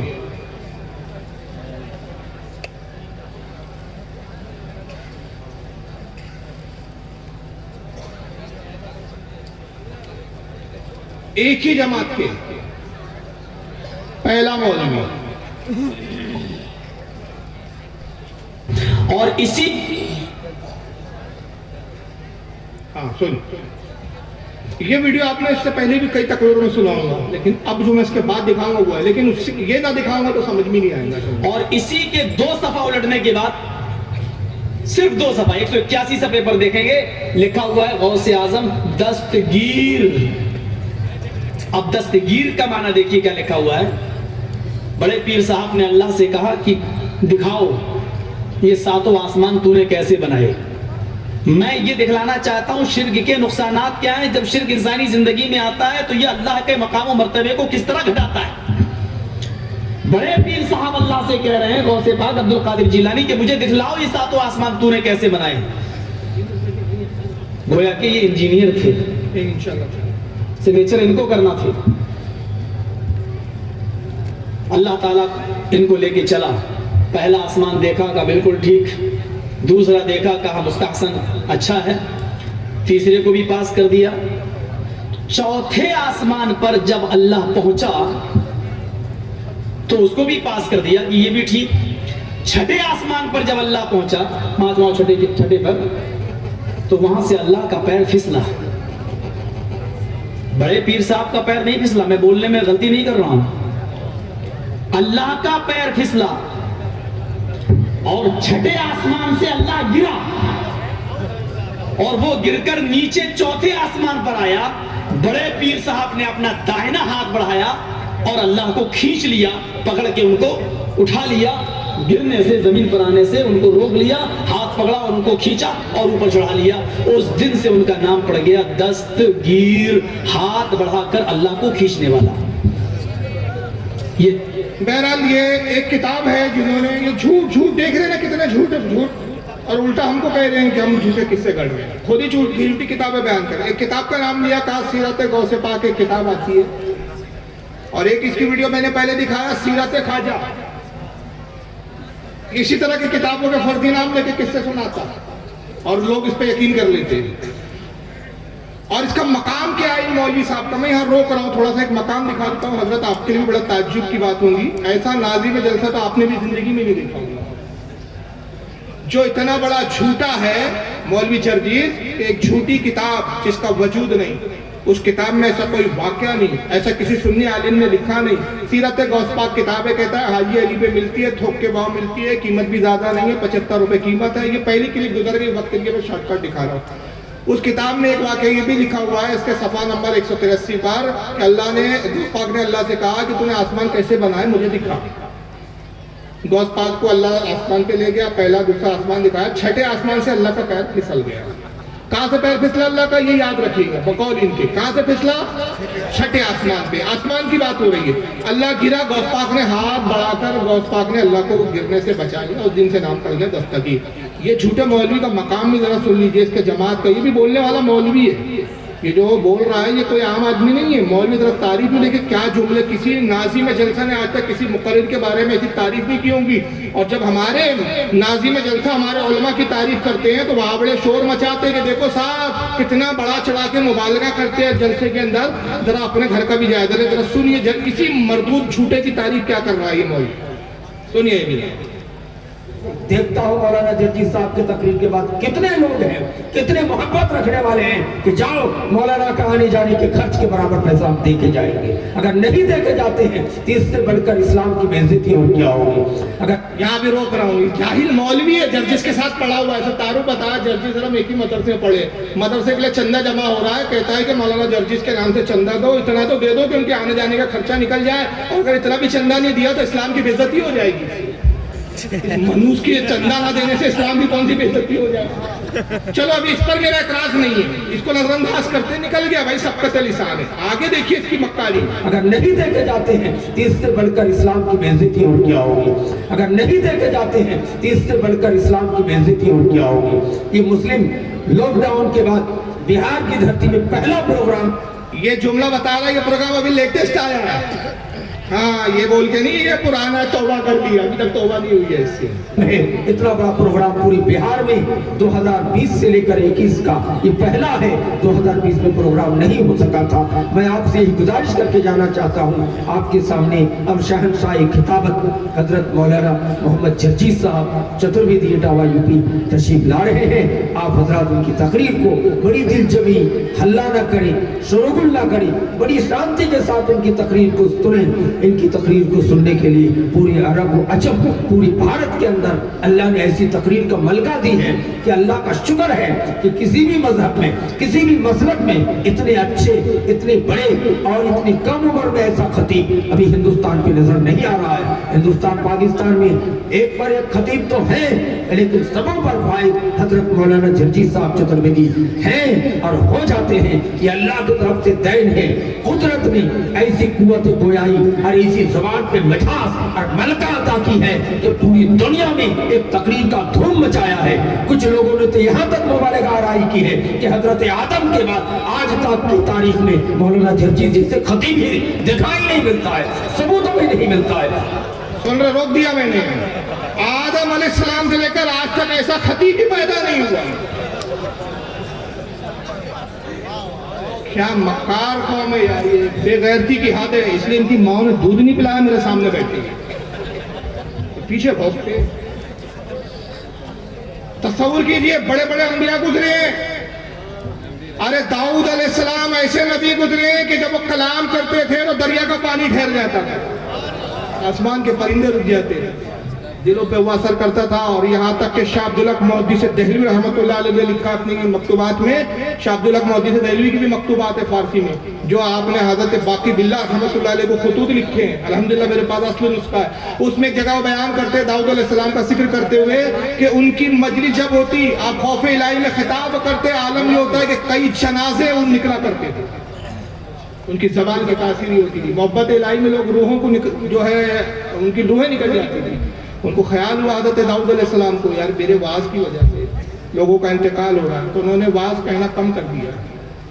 اللہ نے وہی بھیجی ہے, داؤد اپنے واز کی مجلسوں کو ویسے ہی برپا رکھو. تم کیا سمجھتے ہو کہ جو روحیں نکلتی ہے جن کا انتقال ہوتا ہے تم اپنے آپ کو مجرم سمجھتے ہو؟ نہیں, یہ میری محبت میں تمہاری تقریر کو سن کر جب جان دیتے ہیں, میں ان کا نہ حساب لیتا ہوں نہ کتاب لیتا ہوں, جنت میں داخل کر دیتا ہوں. یہ وہ خطیب تھے, مولا کائنات کی فصاحت و بلاغت. میرے پاس ایک خطبہ ہے الحمدللہ, میں نے محرم میں دکھایا بھی ایک جلسے میں اندور کے. ایک خطبہ ہے, حضرت ابو بکر صدیق اور حضرت عمر بیٹھے ہوئے مسجد نبوی میں, اور گفتگو یہ ہو رہی ہے کہ عربی زبان میں الف ایسا ایک لفظ حرف ہے اس کے استعمال کے بغیر کلام کرنا مشکل ہے. اور ہے نا, الف آتا ہی ہے, یا تو پڑھنے میں آئے گا, نہیں تو کم از کم ساکن ضرور آئے گا. عربی میں الف کے بغیر کلام کرنا مشکل ہے. یہ گفتگو ہو رہی ہے, مولا کائنات تشریف لاتے, کہا کہ امیر المومنین حضرت ابو بکر کا دور خلافت ہے, آپ کس بات پر گفتگو کر رہے ہیں؟ کہا ہم میں گفتگو یہ ہو رہی ہے کہ الف ایک ایسا حرف ہے کہ جس کے بغیر کلام کرنا ناممکن ہے. آپ منبر پر آئے, طویل خطبہ ارشاد فرمایا, خطبہ کتاب میں موجود ہے. اور علی کی کرامت یہ کہ سارا خطبہ وہ ارشاد فرمایا جس میں الف کا استعمال ہی نہیں ہے. وہ خطبہ میرے پاس ہے الحمدللہ, میں دکھایا بھی ہوں جلسے میں اسکرین پہ.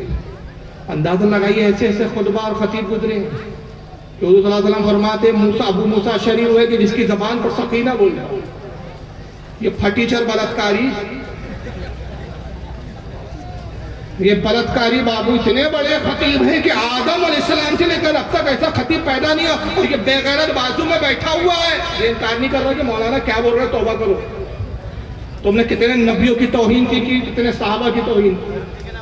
اور یہ وہ خطیب ہے, واقعی میں کہتا ہوں, میں تسلیم کرتا ہوں کہ حضرت آدم سے لے کر اب تک ایسا خطیب نہیں گزرا, خطابت میں نہیں, جھوٹ کے اندر, کہ ایسے ایسے جھوٹ بولتا تھا. ابھی ایک جھوٹ آپ نے سنا, اب آ گئی ہے بیچ میں, میں نے زندہ یہ ویڈیو دکھا دیا. تو بات کہاں چل رہی تھی ہماری کہ غوث اعظم نے اللہ سے کہا, آسمان دکھا, اللہ گرا, چھٹے آسمان پر یہ معاملہ ہو رہا. اب دوسرے مولوی سی جماعت کے طرف سے یہ جاوید عثمانی سنیے ذرا. آپ نے ایک لفظ ذرا زیادہ بہت مشہور ہے, پیران پیر عبد القادر جیلانی, معلوم ہے؟ ہاں, دستگیر. دستگیر بہت مشہور ہے, اور لوگ بھی کیا ہیں, بہت سے لوگ دستگیر رکھے ہوئے بھی ہیں. تو دستگیر ہے ہاتھ پکڑنے والا. اور یہ لقب عبد القادر جیلانی کو کیسے ہوا معلوم ہے آپ کو؟ اس کے بارے میں واقعہ لکھتے ہیں, کہتے ہوئے بھی ڈر لگتا ہے کہ کہیں ہمارے توحید میں خلل نہ آئے. لیکن اس وقت اچھا مکاری دیکھیے, جھوٹ بول رہا ہے, برسرے ممبر جھوٹ بول رہا ہے. اور پبلک پہ دیکھیں روک ڈالنے کے لیے جملے کیسے. واقعہ ایسا ہے, بریلیوں نے ایسا واقعہ لکھ دیا بریلیوں نے کہ بیان کرنے میں بھی ڈر لگ رہا ہے توحید میں خلل نہ آ جائے. یہ جاہل سے کوئی پوچھے, قرآن میں مشرکین کی بھی کلام اور ان کی بھی باتوں کو نقل کیا تو اس سے پڑھنے سے کہ توحید میں فرق آ جاتا ہے. عجیب منتی کہ کہاں سے پڑھ کے آتے پتہ نہیں, یہ پاگل خانے سے پڑھتے ہیں, کہاں پڑھتے, کون سے جاہل مولوی ہوتے ہیں اللہ جانے. چلیے آگے سنیے. جیسے نقل کر رہا ہوں تاکہ توحید آپ کے ذہنوں میں بیٹھ جائے. تو لوگ لکھتے ہیں کہ ایک مرتبہ اللہ اور عبد القادر جیلانی دونوں سیر کو گئے تھے. ہاں, سیر, باغ میں ٹہلتے ٹہلتے نعوذ باللہ ثم نعوذ باللہ اللہ کا پیر پھسلا کرتے عبد القادر جیلانی پکڑ کو اٹھائے گا. آپ سمجھ رہے ہیں؟ جرجی صاحب نے کہاں سے گرایا اللہ کو معاذ اللہ؟ یہ باغ میں لے گئے. جماعت ایک ہی ہے. مولوی دیکھتے جائیے. میں نے کہا تھا نا جملہ کہ ابلیس دانتوں میں انگلی ڈالتا ہے. میرے بچوں اتنی ترقی کر لی. اتنی ترقی کا تو تصور میں نے نہیں. یہ باغ میں لے گئے. یہ باغ میں لے گئے. اب تیسرے اسی جماعت کے قذاب کو سنیے. اسی جماعت کے, ایک ہی جماعت کے پیندے. اب ذرا سنیے ان کو. یہ پاکستان کے, ان کا نام ہے مولوی خلیل الرحمان. ٹی وی پہ آتے ہیں اکثر. اور پاکستان کے کئی علماء جیسے مولانا کوکب نورانی صاحب سے ان کی کئی بار بحث و مباحثے ہوئے. ایک چینل پہ آتے ہیں. ذرا سنیے یہاں. یہ بھی وہی قصہ سنا رہے ہیں. ایک کتاب ہے, میں حیران ہوتا ہوں, انڈیا میں چھپی. اچھا مزیدار بات دیکھو, میں ویڈیو نہیں دکھا پاؤں گا, وقت ہو رہا ہے. جرجس کہتا ہے پاکستان میں چھپی ہوگی تھا, اور پاکستان کا ملا بولتا ہے انڈیا میں. مکہشیاں دیکھیے فرقے کی, تاکہ بیچارہ ہندوستان والا بولے پاکستان میں چھپی کہاں سے لاؤ, اور پاکستان والا سوچے انڈیا میں چھپی کہاں سے لاؤ. لیکن ان بے غیرتوں کو نہیں معلوم کہ انٹرنیٹ نے علماء عوام پورے دنیا کو گلوبل ویج میں ایسا تبدیل کیا کہ آج الحمدللہ اسی انٹرنیٹ کی برکت ہے کہ پاکستان کے علماء سے بھی کانٹیکٹ ہے. دنیا کے تمام علماء سے کانٹیکٹ ہے. اگر وہاں کوئی اس طرح کی کتاب ہے تو وہاں سے ہم بلا سکتے, پتہ کر سکتے. ہم نے سارا پتہ کر لیا, چیلنج کر رہے تو وہ کتاب تو دکھاؤ جس میں قصہ لکھا ہوا ہے. کتاب کہتے پتہ ہی نہیں. اب سنیے, وہ پاکستان انڈیا میں چھپی ہے یہ کہہ رہا. سنیے. اہل حدیث کی دعوت کے دو پہلو ہیں. جھوٹ بولو. ایک پہلو یہ ہے کہ لوگوں بندگی صرف اللہ کی. یہ جھوٹ بول رہا ہے. اہل حدیث کی دعوت کے دو پہلو ہیں. پیروی صرف رسول اللہ کی, معاف کرنا, اہل حدیث کی دعوت کے دو پہلو ہیں. جھوٹ بولو, سعودیہ کی چاٹو. اس کے علاوہ کوئی پہلو نہیں. سارا مذہب ریال. جتنا جھوٹ بولیں گے آقا اتنا خوش ہوگا. اور یہ جھوٹ کیوں بولتے ہیں؟ آقاؤں سے زکوٰۃ لینے کے لیے بتاتے ہیں اس طرح کی تقریریں. وہاں دیکھو ہندوستان میں کتنی جہالت پھیلی ہوئی ہے. لوگ غوث اعظم کو عرش اعظم پر لے جا رہے ہیں, آسمانوں میں لے جا رہے ہیں, باغوں میں لے جا رہے ہیں, اللہ کو گرا رہے ہیں, اور غوث پاک اللہ کو بچا رہے ہیں. یہ ہندوستان کے بریلیوں کا مذہب ہے. لاؤ ان کی اصلاح کرنا ہے, زکوٰۃ دو, خیرات دو, صدقات دو, بھیک دو, دو. پاپی پیٹ کا سوال ہے. یہ سب اس لیے فلٹر گیری ہو رہی ہے. یہ ایک پہلو ہے ہماری دعوت کا, جو میں سمجھتا ہوں مجھ سے پہلے وہ تباہ حضرات بخوبی اس کو بیان کر چکے ہوں گے, مجھے دہرانے کی ضرورت نہیں. میں صرف اتنی بات کہنا چاہتا ہوں. انڈیا سے ایک کتاب پیر عبد القادر جیلانی کی سیرت, اس کا نام ہے سیرت غوث اعظم. سیرت غوث اعظم وہ کتاب چھپی, اس کے صفحہ نمبر 81 میرے پاس موبائل میں اس کا عکس, اس کا فوٹو, ٹائٹل کا بھی اور اس صفحے کا بھی موجود ہے. یہ مولوی ہے, جاہل کو یہ نہیں معلوم کہ مناظرے کی دنیا میں یہ پی ڈی ایف بولتے ہیں اس کو. پی ڈی ایف فارمیٹ کی کتابیں نہیں چلتی ہیں, موبائل میں ہے وہ. مطلب بنی بنائی ہوئی کتابیں. سمجھ رہے نا میری بات کو بھائی؟ میں کوئی کتاب, وہ تو کمپیوٹر سے سافٹ ویئر جو ہوتا ہے نا, فوٹو شاپ ایک سافٹ ویئر آتا ہے, ان پہ سافٹ ویئر آتا ہے, اس کے ذریعے کوئی بھی پیج آپ تحریر کر کے کتابی شکل میں بنا کے موبائل میں رکھ سکتے ہیں. یہ پروف نہیں بنتی. پروف کیا بنتی ہے؟ ہارڈ کاپی بولتے ہیں جس کو. یہ دو کوئی ملا کے پاس نہیں ہے, موبائل میں اس کے پاس, چھپ انڈیا میں. اور جرجیت بولتا ہے میں پاکستان سے لایا, اور میں 8 سال 10 سال سے کہہ رہا ہوں لایا تو دکھا, دکھانے کو تیار ہے. بہرحال ان کی موبائل میں ہے, ذرا سنیے. اس کے صفحہ 81 پر پیر صاحب کی کو جو ہم دستگیر بولے کہتے ہیں, وہ کیوں کہتے ہیں اس کی وجہ تسمیہ لکھتے ہیں. کہتے ہیں کہ اللہ تعالیٰ اور پیر عبد القادر جیلانی دونوں جنت میں سیر کریں, دونوں جنت میں سیر کریں. آگے کیلے کا چھلکا پڑا ہوا تھا. نعوذ باللہ, نعوذ باللہ, نعوذ باللہ. اللہ کی نظر نہ پڑی, پاؤں پڑ گئے. کیلے کے چھلکے پر اللہ کی نظر نہ پڑی, پاؤں پڑ گئے. फिर केले का छिलका क्या करता है वो तो आपको पता ही है। अल्लाह फिसल किया और पीर अब्दुल कादिर जिलानी के हाथ में हाथ लेके चल रहे थे जन्नत में, तो जब अल्लाह ताला नौज बिल्ला फिसले तो पीर साहब ने फौरन हाथ खींच लिया, अल्लाह को गिरने से बचा, अल्लाह ताला को गिरने से बचा। तो अल्लाह ताला ने कहा, ऐ अब्दुल कादिर जिलानी, तूने हमारा हाथ पकड़कर हमें गिरने से बचाया है, जाओ आज से तुम्हारा लकब दस्तगीर। इब्लीस हैरान है कि बाल नोच रहा हूं। सोचो यार, एक छठे आसमान में ले गया, किताब वही, छठे आसमान में ले गया, दूसरा गार्डन में ले गया, उसकी अम्मी ने गार्डन बनाया था, माली उसका बाप था वहां का।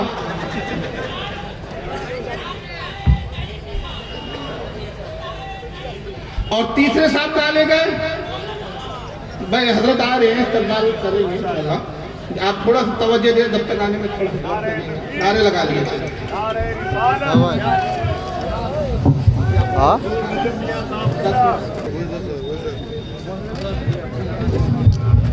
अल्हम्दुलिल्लाह खानका नईमिया के शहजादे आले रसूल की आमद है और हज़रत का हम सब ने अल्हम्दुलिल्लाह इस्तकबाल किया और आप हज़रत की ज़ियारत से फैज़याब हो रहे हैं। आले रसूल का देखना भी सवाब है, उलमा का देखना इबादत है, आले रसूल का देखना इबादत है। बस 10 से 15 मिनट बस, क्योंकि मुझे निकलना, जैसे कि अर्ज़ किया, तवज्जो इधर दे दें आप। बात कहाँ थी हमारी? पहला मौलवी क्या बोलता है कि आसमानों में अल्लाह को ले गया, गौस पाक अल्लाह को कहाँ ले गया? छठे आसमान में, वहां से अल्लाह का पैर पकड़ा। अब वहां से अल्लाह गिरा, माज़अल्लाह, गौस पाक ने हाथ बढ़ा के बचा लिया। दूसरे मौलवी साहब गार्डन ले जा रहे हैं और तीसरे मौलवी साहब कहते जन्नत में सैर कर रहे थे और जन्नत में केले का छिलका था। मेरे ये समझ में नहीं आया, जन्नत में केला कहां से आ गया? अरे वहां भी नहीं आ सकता तो केला कहां से आएंगे? तो अल्लाह को केला दिखा नहीं, माज़अल्लाह, अस्तग़फिरुल्लाह, पैर फिसला, अल्लाह गिर गया। अब देखो एक मौलवी यार मिंबर पे बैठ के इस तरह की बातें करेगा और इतने कॉन्फिडेंस से बोलेगा, यानी देखो झूठ बोलने के लिए कॉन्फिडेंस की दात दीजिए। क्योंकि मैंने कहा ना, इब्लीस हैरान इसलिए कि जब उसने झूठ बोला तो उसको एतराफ था कि मैंने झूठ बोला। वो मानता था कि हाँ मैंने ये गलती की। ये अलग बात है कि उसने तौबा नहीं की, ये तस्लीम है इसको कि हाँ मैंने आदम को जो है सजदा नहीं किया, उसने उसकी तावीलें नहीं पेश की, जो उसके दिल में था उसने साफ कह दिया कि मैं आग से बना हूं या मिट्टी से, मैं इसको कमतर जानता हूं, मैं अपने आप को इससे बेहतर मानता हूं। तो साफ खुलकर कहा, मक्कारी नहीं की, मुनाफिकत नहीं की, जो उसके दिल में बदतरीन अकीदा था उसने इज़हार कर दिया। अल्लाह ने कहा चल निकल। लेकिन यहाँ मामला देखिए, ये अपने बाप इब्लीस से भी कितने आगे निकल चुके हैं कि मिंबर पर बैठ के झूठ, इनको पता है कि इस तरह की कोई किताब नहीं है, इनको पता है कि इस तरह किसी सुन्नी आलिम ने लिखा नहीं है, मगर इतने कॉन्फिडेंस से मिंबर पे बैठ के कहते हैं कि किताब है, इंडिया से छपी है, मेरे पास है, मोबाइल में है, सफ़ा 181 है, उस पर बाकायदा ये सारे वाक़यात लिखे। अब एक सुनने वाला भोला भाला मुसलमान देखता है तो टोपी लगाए हुए हैं, मौलाना है, बड़े बड़े अलकाबात है साथ में लगे हुए, शेखुल हदीस का तुक्का लगा हुआ है साथ में, अहले हदीस का तुक्का लगा हुआ है साथ में। यार वाकई बरेलियों के ऐसे अमाल होंगे इस तरह? यार बरेलियों ने अपनी किताबों में लिखा होगा और फिर कुछ जोहला के कुछ अमाल भी उसकी निगाहों के सामने आ जाते हैं। हाँ यार फला मैंने एक शख्स को मज़ार पे ये करते हुए देखा, फला शख्स को मैंने ये कहते हुए देखा। तो हो सकता है इनके मौलवियों ने किस तरह लिख दिया होगा। नतीजा क्या होता है? बज़न हो जाता है, अहले सुन्नत से खारिज होकर वहाबियत की तरफ चला जाता है। इसलिए आज का जो सबसे बड़ा पैगाम है इस कॉन्फ्रेंस का, वो पैगाम मैं ये देना चाहता हूँ कि नौजवानों, खासतौर से नौजवानों से खिताब कर रहा हूँ, कोई भी आपको कुछ तकरीर सुनाए, वीडियो दिखाए, हत्ता कि किताब तक दिखा दे, उस वक्त तक उस पर यकीन न करो जब तक अपने उलमा के पास जाके उसकी तहकीक ना करो। इसलिए कि इब्लीस वादा करके आया है, वो ये बोलकर नहीं आया कि मैं इब्लीस बनकर आऊंगा और गुमराह करूंगा। उसने कहा नेकोकार बनकर आऊंगा, सिरात मुस्तकीम पर बैठकर गुमराह करूंगा। और अगर इनसे मक्कारों से बचना चाहते हो तो औलिया की पनाह में आ जाओ, इसलिए कि वो सच्चे हैं।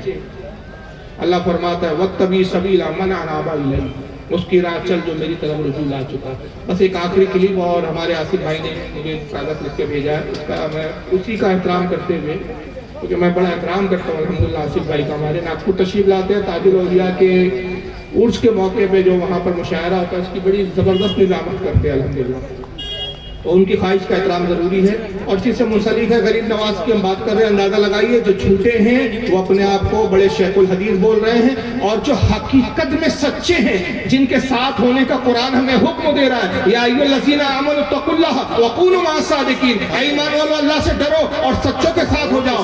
ان سچے اولیاء کرام پر کیسی کیسی لعنتیں بھیجتے ہیں اور کیسے کیسے جھوٹ منسوب کر کے نعوذ باللہ ان کو فتنہ پرور کیا کیا نہیں بولتے، اس کی اگر آپ کو جھلک دیکھنا ہے یہ ایک جھلک دیکھ لیجیے آپ۔ درود شریف پڑھیں آپ، اللہم صلی علی سیدنا مولانا محمد عدد ما فی علم اللہ صلاۃ دائمۃ بدوام ملک اللہ صلی اللہ تعالی علیہ وسلم۔ یہ مولوی معراج ربانی نے کیا کہتا ہے کہ ہمارے یہاں کے ملکوں میں یہ کہتے ہیں کہ جی خواجہ اجمیری نے پتہ نہیں ادھر سلام پھیرا تو 90,000۔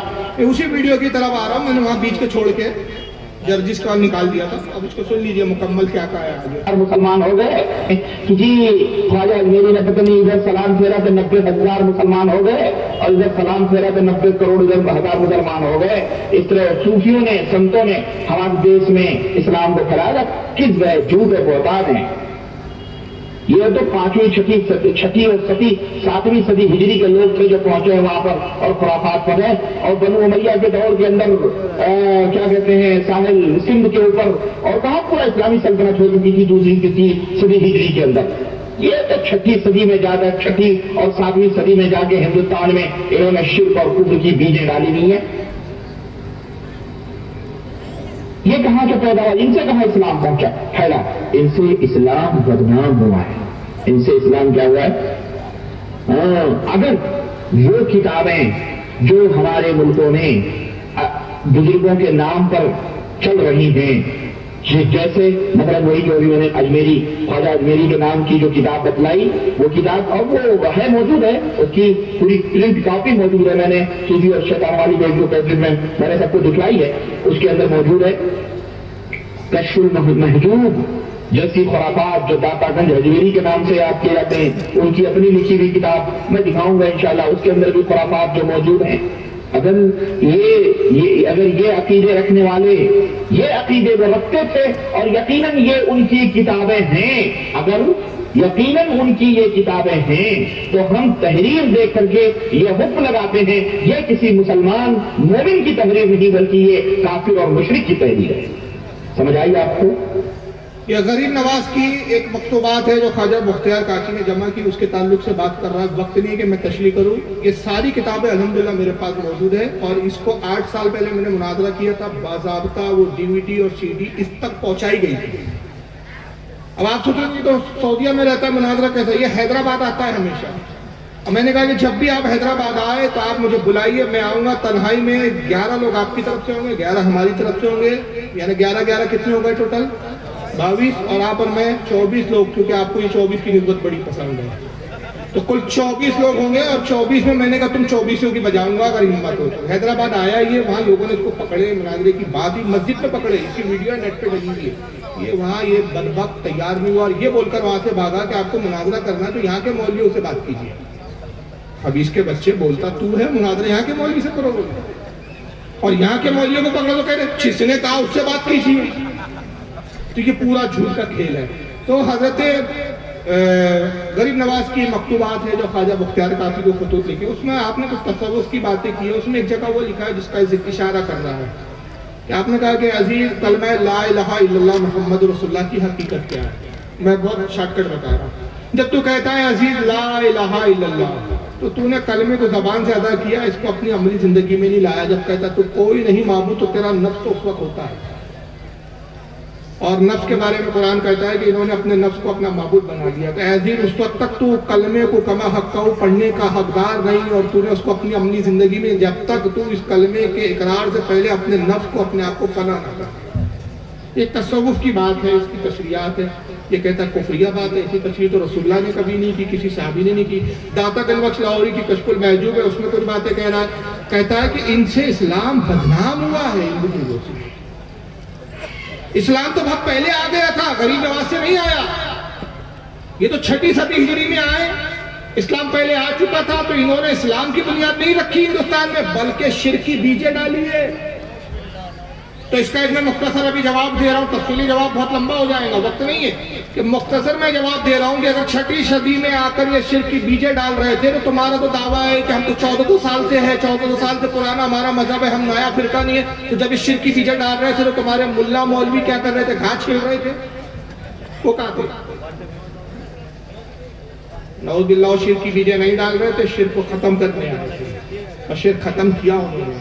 تو ان سے اسلام بدنام نہیں ہوا، بلکہ اسلام کس سے بدنام ہوا؟ تم سے، اور تم سے ایسے بدنام ہوا کہ سرکار غریب نواز نے 90 لاکھ لوگوں کو کلمہ پڑھایا، جن کی قسمت میں ایمان تھا وہ ایمان لے آئے، جن کی قسمت میں نہیں تھا ان کو بھی اسلام سے بزر نہیں ہونے دیا۔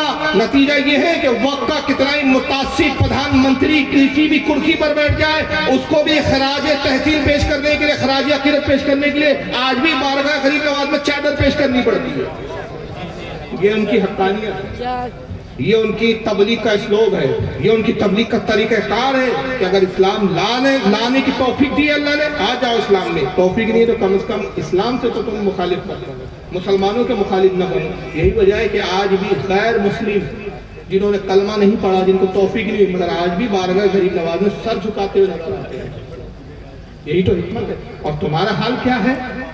تمہارے ذاکر نائک نے 2 لوگوں کو بھی ڈھنگ سے کلمے نہیں پڑھائے، مگر اسلام پر آتنکواد کا لیبل لگا دیا، دہشت گردی کا لیبل لگا دیا، اور ایسا دہشت گردی کا لیبل لگایا کہ اس لیبل کو دھونے کے تمہارے پاس نہ ثبوت تھے نہ پروف تھے، کچھ نہیں تھے، تمہارے پاس تھا تو یہ کہ اٹھاؤ لنگی اور بھاگو، ملک چھوڑ کے بھاگ گئے۔ اور جب اس کے بعد ذاکر نائک کی پراپرٹی کی تحقیقیں ہوئی، گورنمنٹ نے ریڈ ماری، نیوز چینلوں پہ موجود ہے، آج بھی انٹرنیٹ پہ موجود ہے، میرے پاس سارے ویڈیو موجود ہے پورے، اس کے ان گرگوں کو پولیسوں نے پکڑا، سی بی آئی نے پکڑا جو اس کے گرگے تھے، اس کے ساتھ کام کرنے والے، اور جب ریڈ پڑی، پراپرٹی کی انکوائری، تو پتا چلا 2000 کروڑ کی پراپرٹی وہاں ہے، 1000 کروڑ کی پراپرٹی وہاں ہے، کئی ہزاروں کی پراپرٹی اس کے گورنمنٹ نے ضبط کی۔ اور پوچھا گیا کہ اتنا پیسہ نائک کے پاس کہاں سے آیا؟ ڈاکٹر ذاکر نائک کا کوئی کلینک نہیں، کوئی ہاسپٹل نہیں، وہ خود اسٹیج لگا کے تقریریں کرتا تھا، لاکھوں کے اسٹیج لگتے تھے، اور یہ پیسہ کہاں سے آیا؟ تو اس کے گرگوں نے مجبور ہو کر ٹی وی چینلوں پر آ کر بیان دیے، باضابطہ بیان ہے میرے پاس، میں دکھا سکتا ہوں لیکن وقت نہیں ہے۔ انہوں نے بیان دے کر یہ کہا کہ صاحب اصل میں پیسہ سعودیہ سے آیا، اور سعودیہ سے اس لیے آیا کہ آپ جو اکثر ذاکر نائک کے پروگرام میں دیکھتے تھے کہ 2 کھڑے ہوئے اور کہا کہ میں مسلمان ہونا چاہتا ہوں، پھر نائک صاحب پوچھتے تھے کوئی ڈر، کوئی خوف، کسی کا دباؤ؟ کہتے ہیں نہیں، یہ کلمہ پڑھایا، اس کی DVD بنائی جاتی تھی، اس کی CDیاں بنائی جاتی تھی، اور اپنے سعودی آقا کو دکھایا جاتا تھا کہ دیکھو صاحب ذاکر نائک اس وقت ہندوستان میں کتنا بڑا کام کر رہے ہیں، ان کو پیسوں کی مدد کیجئے، وہاں کے بڑے بڑے شیخوں سے کروڑوں لاکھوں روپے کے ڈونیشن لائے جاتے تھے۔ یہ وہ ہے پیسہ جو برسوں میں جمع کیا گیا۔ اسلام تم سے بدنام ہوا، اور کس طرح بدنام کیا انہوں نے؟ بزرگوں کے تو چھوڑو، یہ کیا ہوتے، جس نبی کی حدیث کا نام لیتے ہیں یہ اس رسول کی نہیں ہو سکے۔ چنانچہ میں ایک آپ کو دکھا رہا ہوں، یہ ابھی بھی زندہ ہے، مرا نہیں ہے بھائی، اس کا نام ہے عبدالعزیز الشبل، سعودیہ کا اس وقت مفتی ہے۔ اس بدبخت نے 2014 میں، ابھی چل رہا ہے 2021، یعنی کتنے سال ہو رہے ہیں؟ صرف 7 سال ہو رہے ہیں، 7 ہو رہے ہیں، آپ کیلکولیٹ کر رہے ہیں۔ 2014 میں اس نے فتویٰ دیا، کنگ عبداللہ اس وقت بادشاہ تھا، کنگ عبداللہ مرا، اس کی جگہ بھی اس کا بھائی کنگ سلمان بیٹھا ہے، اور سلمان بھی بنا میں بادشاہ ہے، اس نے اپنے بھتیجے کو سارا اقتدار دے رکھا ہے اسے، یہ پوزیشن ہے سعودی عرب کی۔ کنگ عبداللہ کو اس نے ایک فتویٰ دیا، تحریر دیا، اور کہا کہ کنگ عبداللہ آپ اسلامی مملکت کے بادشاہ ہیں، ہم تو آپ کو امر المومنین کہتے ہیں، امر المومنین مانتے ہیں، آپ کو چاہیے کہ اللہ نے جب اقتدار دیا تو محمد ابن عبدالوہاب نجدی کے فتوے پہ عمل کیجئے، یہی وہ وقت ہے کہ عمل کیا جائے۔ اور فتویٰ یہ تھا عبدالوہاب نجدی کا کہ رسول اللہ کے مزار کو، گنبد کو اٹھا دو، اڑا دو، اس لیے کہ یہ بھی شرک کا اڈا ہے۔ محمد ابن عبدالوہاب نجدی نے اپنی کتابوں میں لکھا یہ بات کہ رسول اللہ کے روضے کو دیکھنا بدھ کو دیکھنے کی طرح۔ ابن تیمیہ کی کتابوں میں لکھا ہے، الوسیلہ کتاب الوسیلہ وغیرہ میں، کہ حضور کی قبر سے شیطان آوازیں نکالتا ہے۔ تو اس نے فتویٰ دیا کہ صاحب حضور کی مزار کو اٹھا دو، اور جو لوگ حج کرنے کے بعد رسول اللہ کی قبر پر آتے ہیں وہ اپنے حج کو برباد کر دیتے ہیں، اس لیے کہ قبروں کی زیارت چاہے وہ رسول اللہ کی ہی زیارت کیوں نہ ہو، یہ بھی شرک ہے۔ اب ہوا کیا کہ یہ فتویٰ جب اس نے دیا تو ایوان جو ہوتا ہے، پارلیمنٹ ہاؤس ہوتا ہے جو سعودیہ کا، وہاں پر اس فتوے کو پیش کیا گیا، پڑھا گیا۔ تو امریکہ کا ایک اخبار ہے، یہ وہ اخبار ہے جو دا انڈیپینڈنٹ، امریکہ کے اخبار کے ایک رپورٹر نے وہ ساری رودات جو سارے وہاں معاملات اور فتوے کو لے کے چل رہے تھے وہ ساری اس نے تحریر کر دی، اور تحریر کر کے اس نے چھاپا کے ساتھ دیکھو ان کا ارادہ جو ہے رسول اللہ کے روزے کو اٹھانے کا ہو رہا ہے معاذاللہ۔ جب یہ اخبارات میں خبر آئی، یہ بہت رپورٹڈ انٹرنیشنل اخبار ہے، یہ کوئی لوکل اخبار نہیں ہے، یہ امریکہ کا اخبار ہے، انڈیپینڈنٹ، ورلڈ میں جاتا ہے۔ ترکی میں احتجاج شروع ہو گئے اس کے خلاف، سوڈان میں، مصر میں، جتنے بڑے بڑے اسلامی ممالک تھے وہاں، حتیٰ کہ پاکستان میں علامہ آصف جلالی صاحب ابھی زندہ ہے ماشاءاللہ، انہوں نے اس کے خلاف احتجاجی ریلیاں نکالی اور باقاعدہ وارننگ دی کنگ سلمان کو، کنگ عبداللہ بن عبدالعزیز کو کہ اگر تم نے رسول اللہ کے روزے کی طرف آنکھ بھی اٹھائی تو ہم لوگ بغیر ویزا بغیر پاسپورٹ کے کسی بھی طرح جانے چلے جائے، چاہے تم ہم پہ گولیاں داغ دو، ہم اپنی پاکستان کی بارڈروں سے ہوتے ہوئے سعودیہ میں گھسیں گے اور تہلکہ مچا دیں گے۔ حتیٰ کہ ایران حالانکہ شیعہ ملک ہے، وہاں کے ایران کے پریزیڈنٹ نے بھی اس وقت اعلان کیا کہ اگر رسول اللہ کے روزے کی ایک اینٹ بھی تم نے ہلانے کی کوشش کی تو ایران سب سے پہلا ملک ہوگا جو تم پر حملہ کرے گا۔ جب یہ احتجاج ہوئے اور یہ جب سب بیانات آنے شروع ہوئے تو 3 یا 4 روز کے بعد ہی کنگ عبداللہ نے معافی مانگی اور اعلان کیا کہ صاحب ہمارا ارادہ نہیں ہے رسول اللہ کے روزے کو اٹھانے کا اور توڑنے کا، اصل میں یہ ہمارے ایک مفتی صاحب کا فتویٰ اور ایک رائے تھی، لیکن اس خبیث عبدالعزیز الشبل جو مفتی ہے اس نے آج تک اس بات سے توبہ نہیں کی، اور توبہ اس لیے نہیں کی کہ ان کی کتابوں میں، اگر وقت ہوتا تو میں ان کی کتابیں باضابطہ دکھاتا کہ ان کی کتابوں میں باقاعدہ موجود ہے، تحریریں ہیں، لکھی گیا ہے کہ رسول اللہ کے روزے کو اٹھانا یہ بھی کار ثواب ہے، اور جس دن اللہ نے ہم کو طاقت دی تو ہم یہ کام کریں گے۔ اور یہ اخبارات اور یہ سب ایک طرف رکھ دیں تو بولتا ہوا ایک مولوی آپ دیکھ لو۔ اچھا اسی سلسلے میں پھر کیا ہوا، یہ 2016 کی بات ہے، یہ دیکھیں یہ پاکستان کے نیوز چینل سے میں نے نکالا ہے، رسول اللہ کے روزے کے قریب بم دھماکے ہوئے بات ہے۔ مجھے بتائیے کون لوگ تھے جو میں نے بم دھماکے کیے؟ ہندوؤں کا داخلہ تو منع ہے، عیسائی وہاں نہیں جا سکتے، یہودی وہاں نہیں جا سکتے، تو وہ کون لوگ تھے جنہوں نے رسول اللہ کے روزے کے بعد بموں کو پھوڑا، بموں کے دھماکے کیے؟ مقصد تھا رسول اللہ کے روزے کو نقصان پہنچانا۔ اور بعد میں جب دنیا میں تھوتو ہوئی، اب 2 باتوں پہ دنیا میں مذمت کی گئی، ایک یہ کہ بظاہر وہ تو مسلمان ہی ہوں گے، بنام مسلمان جو گئے، جن کو تم نے داخلے کی اجازت دی، جن کو تم نے ویزے دیے، جو حج کے نام پر، جو رسول اللہ کی قبر مبارک کی زیارت کے نام پر اور بم دھماکے کر کے چلے گئے، تو تمہاری سیکورٹی کا حال کیا ہے بھائی؟ اور یہ تم کیسے مسلمان ہو کہ جو اپنے ہی پیغمبر کی قبر کو ڈھانا چاہتے ہو؟ تو کنگ عبداللہ نے اس وقت بیان دیا کہ صاحب اصل میں نہیں اصل میں بم دھماکے نہیں ہوئے تھے، ہم ٹرائل کر رہے تھے، ٹرائل مطلب پریکٹس کر رہے تھے کہ اگر ایمرجنسی میں کوئی یہاں پر کسی دہشت گرد کا حملہ ہو جائے تو ہم کیسے اس سے نپٹ سکتے ہیں۔ اندازہ لگائیے لال قلعے پر حملہ اچانک ہو جائے تو ہم کیسے لال قلعے کو بچائیں گے؟ اس کی پریکٹس کسی اور جگہ ہوں گی کہ لال قلعے پہ بمباری کریں گے؟ میرے بیوقوف بنا رہے ہو پبلک کو۔ بھائی ملٹری کی ٹریننگ کہاں ہوتی ہے؟ بھائی چائنا ہم پر حملہ کرنے تو ہم کیسے نپٹیں گے؟ تو یہ پریکٹس کرنے آپ چائنا جائیں گے کیا؟ چائنا والا آپ کو گھستے سے اڑا دیں گا آپ کو۔ عجیب منطق ہے، دیکھیے اس کی رپورٹ ہے کی جا سکتی ہے، اور ساتھ ہی آپ دھوئیں کے بادل بھی دیکھ سکتے ہیں۔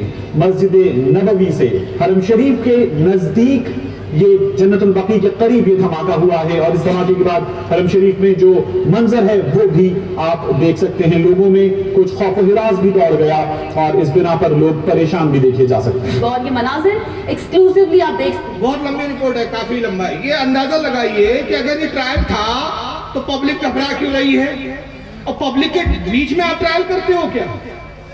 یار ہم نے تو نہیں دیکھا، یہ اکثر آصف بھائی کو بھی آپ کو بھی اتفاق پڑا ہوا، ایئرپورٹ جاتے ہیں ہم لوگ تو اکثر وہ بیچ بیچ میں کبھی کبھار کیا ہوتا ہے کہ وہاں کی جو سیکورٹی رہتی ہے, سیکورٹی آفیسر رہتے ہیں, وہ کہ بھئی اچانک حملہ ہو تو کیسا نپٹیں گے, اس کے لیے وہ تھوڑی سی پریکٹس کرتے ہیں. اس وقت باقاعدہ اعلان ہوتا ہے, پبلک کو وہاں سے ہٹا دیا جاتا ہے.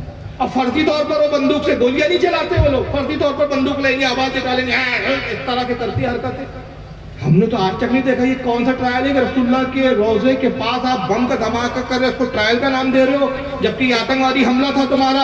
ارے جبکہ صحابہ کا ادب یہ تھا کہ حضرت ام المومنین عائشہ صدیقہ رضی اللہ تعالیٰ عنہ وفا الوفا میں امام سمودی نقل کرتے ہیں. اس کو متعدد علماء نے, یہاں تک کہ حضرت امام تقی الدین سبکی نے شفاء السقام میں اس کو لکھا. بہت سارے حوالے میں دے سکتا ہوں. الغرض کے سارے محدثین لکھتے ہیں کہ کوئی رسول اللہ کے روزے کے قریب گھر ہوتا اور وہاں کوئی اپنی دیوار میں کیل ٹھوکتا تو حضرت سیدہ عائشہ صدیقہ پیغام بھیجتی کہ کیل نہ ٹھوکو, کہ اس سے جو آواز پیدا ہو رہی ہے اس سے رسول اللہ کو تکلیف ہو رہی ہے. یہ صحابہ کا ادب تھا. وہ رسول اللہ کی بارگاہ جہاں قرآن کہتا ہے کہ یہاں اپنی آواز کو بلند نہ کرو, یا ایھا الذین آمنوا لا ترفعوا اصواتکم فوق صوت النبی, اپنی آواز کو نبی کی آواز پر بلند نہ کرو کہ تمہارے ایمان برباد ہو جائیں گے, تمہیں پتہ بھی نہیں چلے گا. تم بم پھوڑ کے بم کے دھماکوں سے وہ آوازیں پیدا کرتے اور اس کو ٹرائل بولتے. اور باقاعدہ معراج ربانی, ابھی زندہ مولوی ہے وہی جس کی میں دکھا رہا تھا, جو غریب نواز کو گالیاں لالتان کر رہا ہے کہ اسلام ان سے بدنام ہوا ہے اور اس طرح ہوا ہے اس طرح. اس نے باقاعدہ نعوذ باللہ بیان دیا, اس کا ویڈیو بیان موجود ہے. کہتا ہے کہ گنبد خضرا کو تو ڈھانے کا ہمارا ارادہ ہے, لیکن کچھ حکمتیں ہیں. حکمت کیا ہے؟ یہ کہ دنیا کا بھی خوف ہے کہ دنیا کے دوسرے ممالک ہم پر حملہ کر دیں گے. ان حکمتوں کی بنیاد پر ہم ابھی جو ہے وہ خاموش ہے, ورنہ ہمارا ارادہ تو یہی ہے کہ قبروں کو ڈھانا چاہیے. دیکھ لیجئے اس کا جواب بھی سن لیجیے.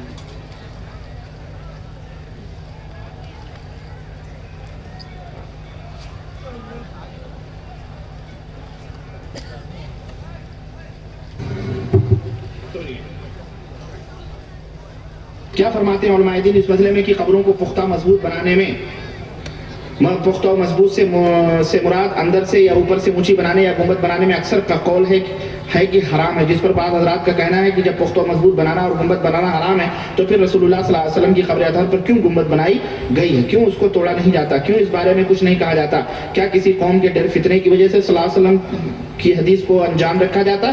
اگر کوئی ہیلا بیان کیا جائے تو برے علماء اپنے اپنے ہیلے بیان کریں گے, ہر علماء اپنے اپنے ہیلے بیان کریں گے. کیا حضور صلی اللہ علیہ وسلم کے لیے کوئی خصوصیت؟ حضور صلی اللہ علیہ وسلم کے لیے کوئی خصوصیت نہیں, اور یہ گنبد بنانے والے یہ بدعتی شریفی تھے, اور یہ 7ویں صدی ہجری اور 6ٹھی صدی کے آخر میں یہ گنبد تعمیر ہوئی, اور اس کے اوپر پہلے بلو کلر تھا, پھر ترکیہ حکومت نے اس کے اوپر گرین کلر لگایا جس کو گنبد خضرا کہا جاتا ہے. تو اس کے توڑنے کا حکم اللہ کے رسول صلی اللہ علیہ وسلم نے دیا ہے, بے شک دیا ہے, اور چونکہ اس میں ایک فتنے کی بات ہے اس لیے اس سے روکا گیا ہے. رکی ہوئی وہ بات انشاءاللہ تعالیٰ وقت آئے گا تو وہ بھی ٹوٹ جائے گا, اس میں کوئی مسئلہ نہیں ہے. انشاءاللہ تعالیٰ وقت آئے گا تو وہ بھی ٹوٹ جائے گا, اس میں کوئی مسئلہ نہیں ہے, کیونکہ اللہ کے نبی نے فرمایا ہے کہ قبروں کے اوپر پختہ عمارتیں اس طرح کی تعمیر کرنا یہ حرام ہے.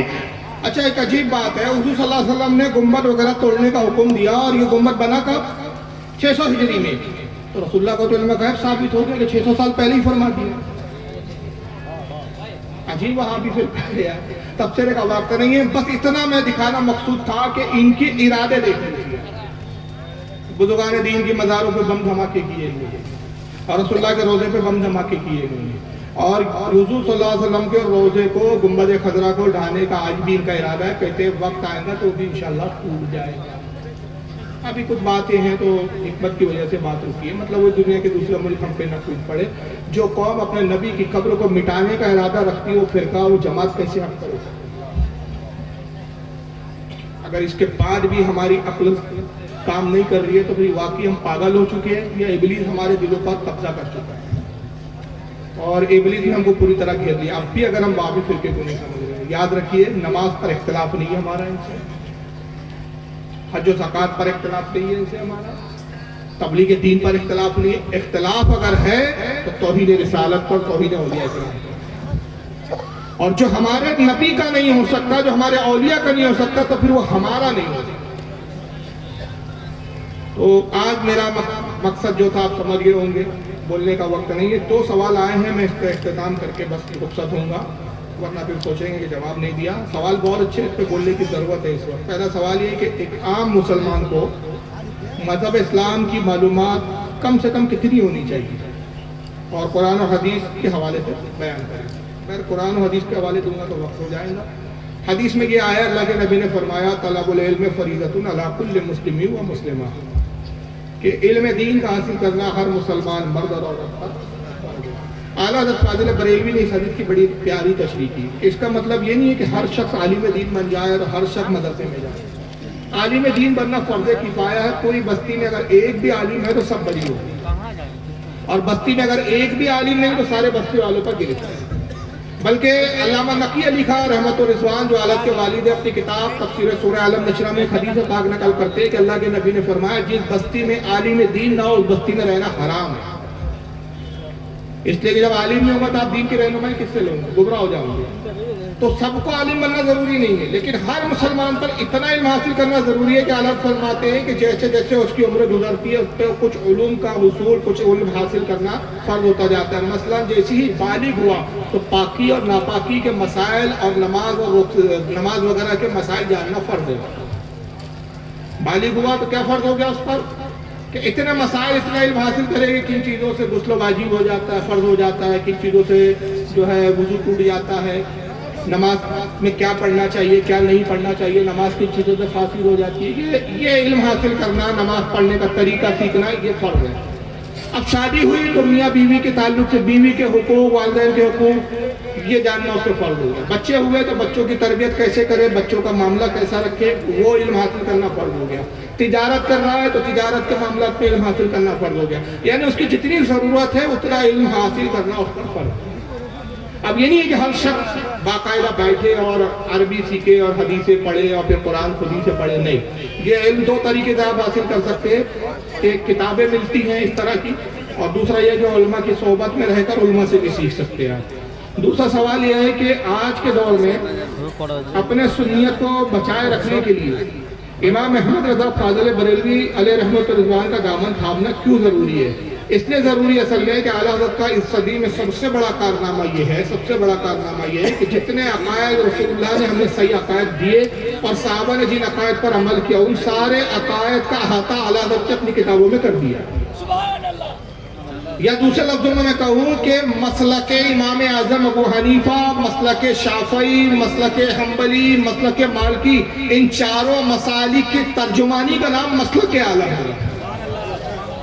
یہ چھوٹے جملے میں, یا اور اگر مسلک اعلیٰ حضرت اور اعلیٰ کی تعلیم کی ضرورت اس کو ایک جملے میں اگر میں سمیٹ دوں, یعنی پوری تقریر کا ایک جملے میں سمیٹ رہا ہوں کہ رسول اللہ کی محبت اصل ایمان ہے.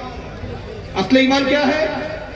رسول اللہ کی محبت. اور حضور کی حدیث ہے صحیح بخاری حدیث نمبر 14 کتاب الایمان, آقا فرماتے لا یؤمن احدکم حتی اکون احب الیہ من والدہ وولدہ والناس اجمعین. تم میں اس وقت تک کوئی مومن نہیں ہو سکتا جب تک وہ مجھ سے اپنے ماں باپ سے زیادہ, اپنی اولاد سے زیادہ, اپنے بہن بھائی رشتہ داروں سے زیادہ مجھ سے جب تک محبت نہ کرے وہ مومن ہو ہی نہیں سکتا.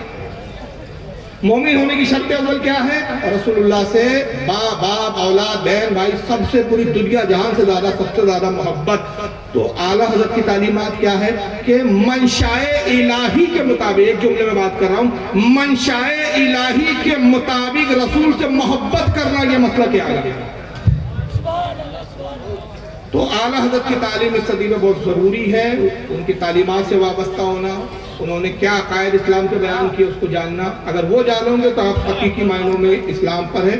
ورنہ حنفی تو بہت پھر رہے ہیں, شافعی نام بھی لے, ٹائٹل لے کے بہت گھوم رہے ہیں, مگر جب عقیدہ جھانکو تو آپ کو حنفیوں میں بہت سے وہ حنفی مل جائیں گے کہ اپنے آپ کو حنفی بول رہے ہیں اور کہہ رہے رسول اللہ مر کر مٹی میں مل گئے. اپنے آپ کو حنفی بول رہے ہیں, کہتے رسول اللہ بڑے بھائی کی طرح. نام کے آگے اپنا حنفی لکھ رہے ہیں, کہتے رسول کا علم جانور اور پاگلوں کی طرح. بہت سے شافعی المسلک مل جائیں گے, اپنے آپ کو شافعی کہتے ہیں, اور جب پوچھو تو کہتے ہیں اللہ کا جسم بھی ہے, اللہ عرش کے اوپر بیٹھا ہوا ہے, جسم کے بھی قائل ہے. بہت سے حنبلی مل جائیں گے, وہ بھی اس طرح کے خرافات. تو ایسے مل سکتے ہیں, لیکن جب مسلک اعلیٰ حضرت ورڈ بول دیا یا اعلیٰ حضرت کی تعلیمات کی آپ نے ضرورت کو محسوس کر لیا, تو سمجھ میں آگے کہ سارے بددینوں سے آپ علیحدہ ہو. اس لیے اس صدی میں اعلیٰ حضرت کی تعلیم کو جاننا، آپ کے مسلک کو سمجھنا ضروری ہے۔ اللہ تعالیٰ آج کی بزم کو قبول فرمائے، جو کچھ بیان ہوا اس پر عمل کی توفیق عطا فرمائے، کہنے اور بولنے سننے میں کوئی لرزش غلطی ہو اپنے حبیب کے صدقے میں معاف فرمائے۔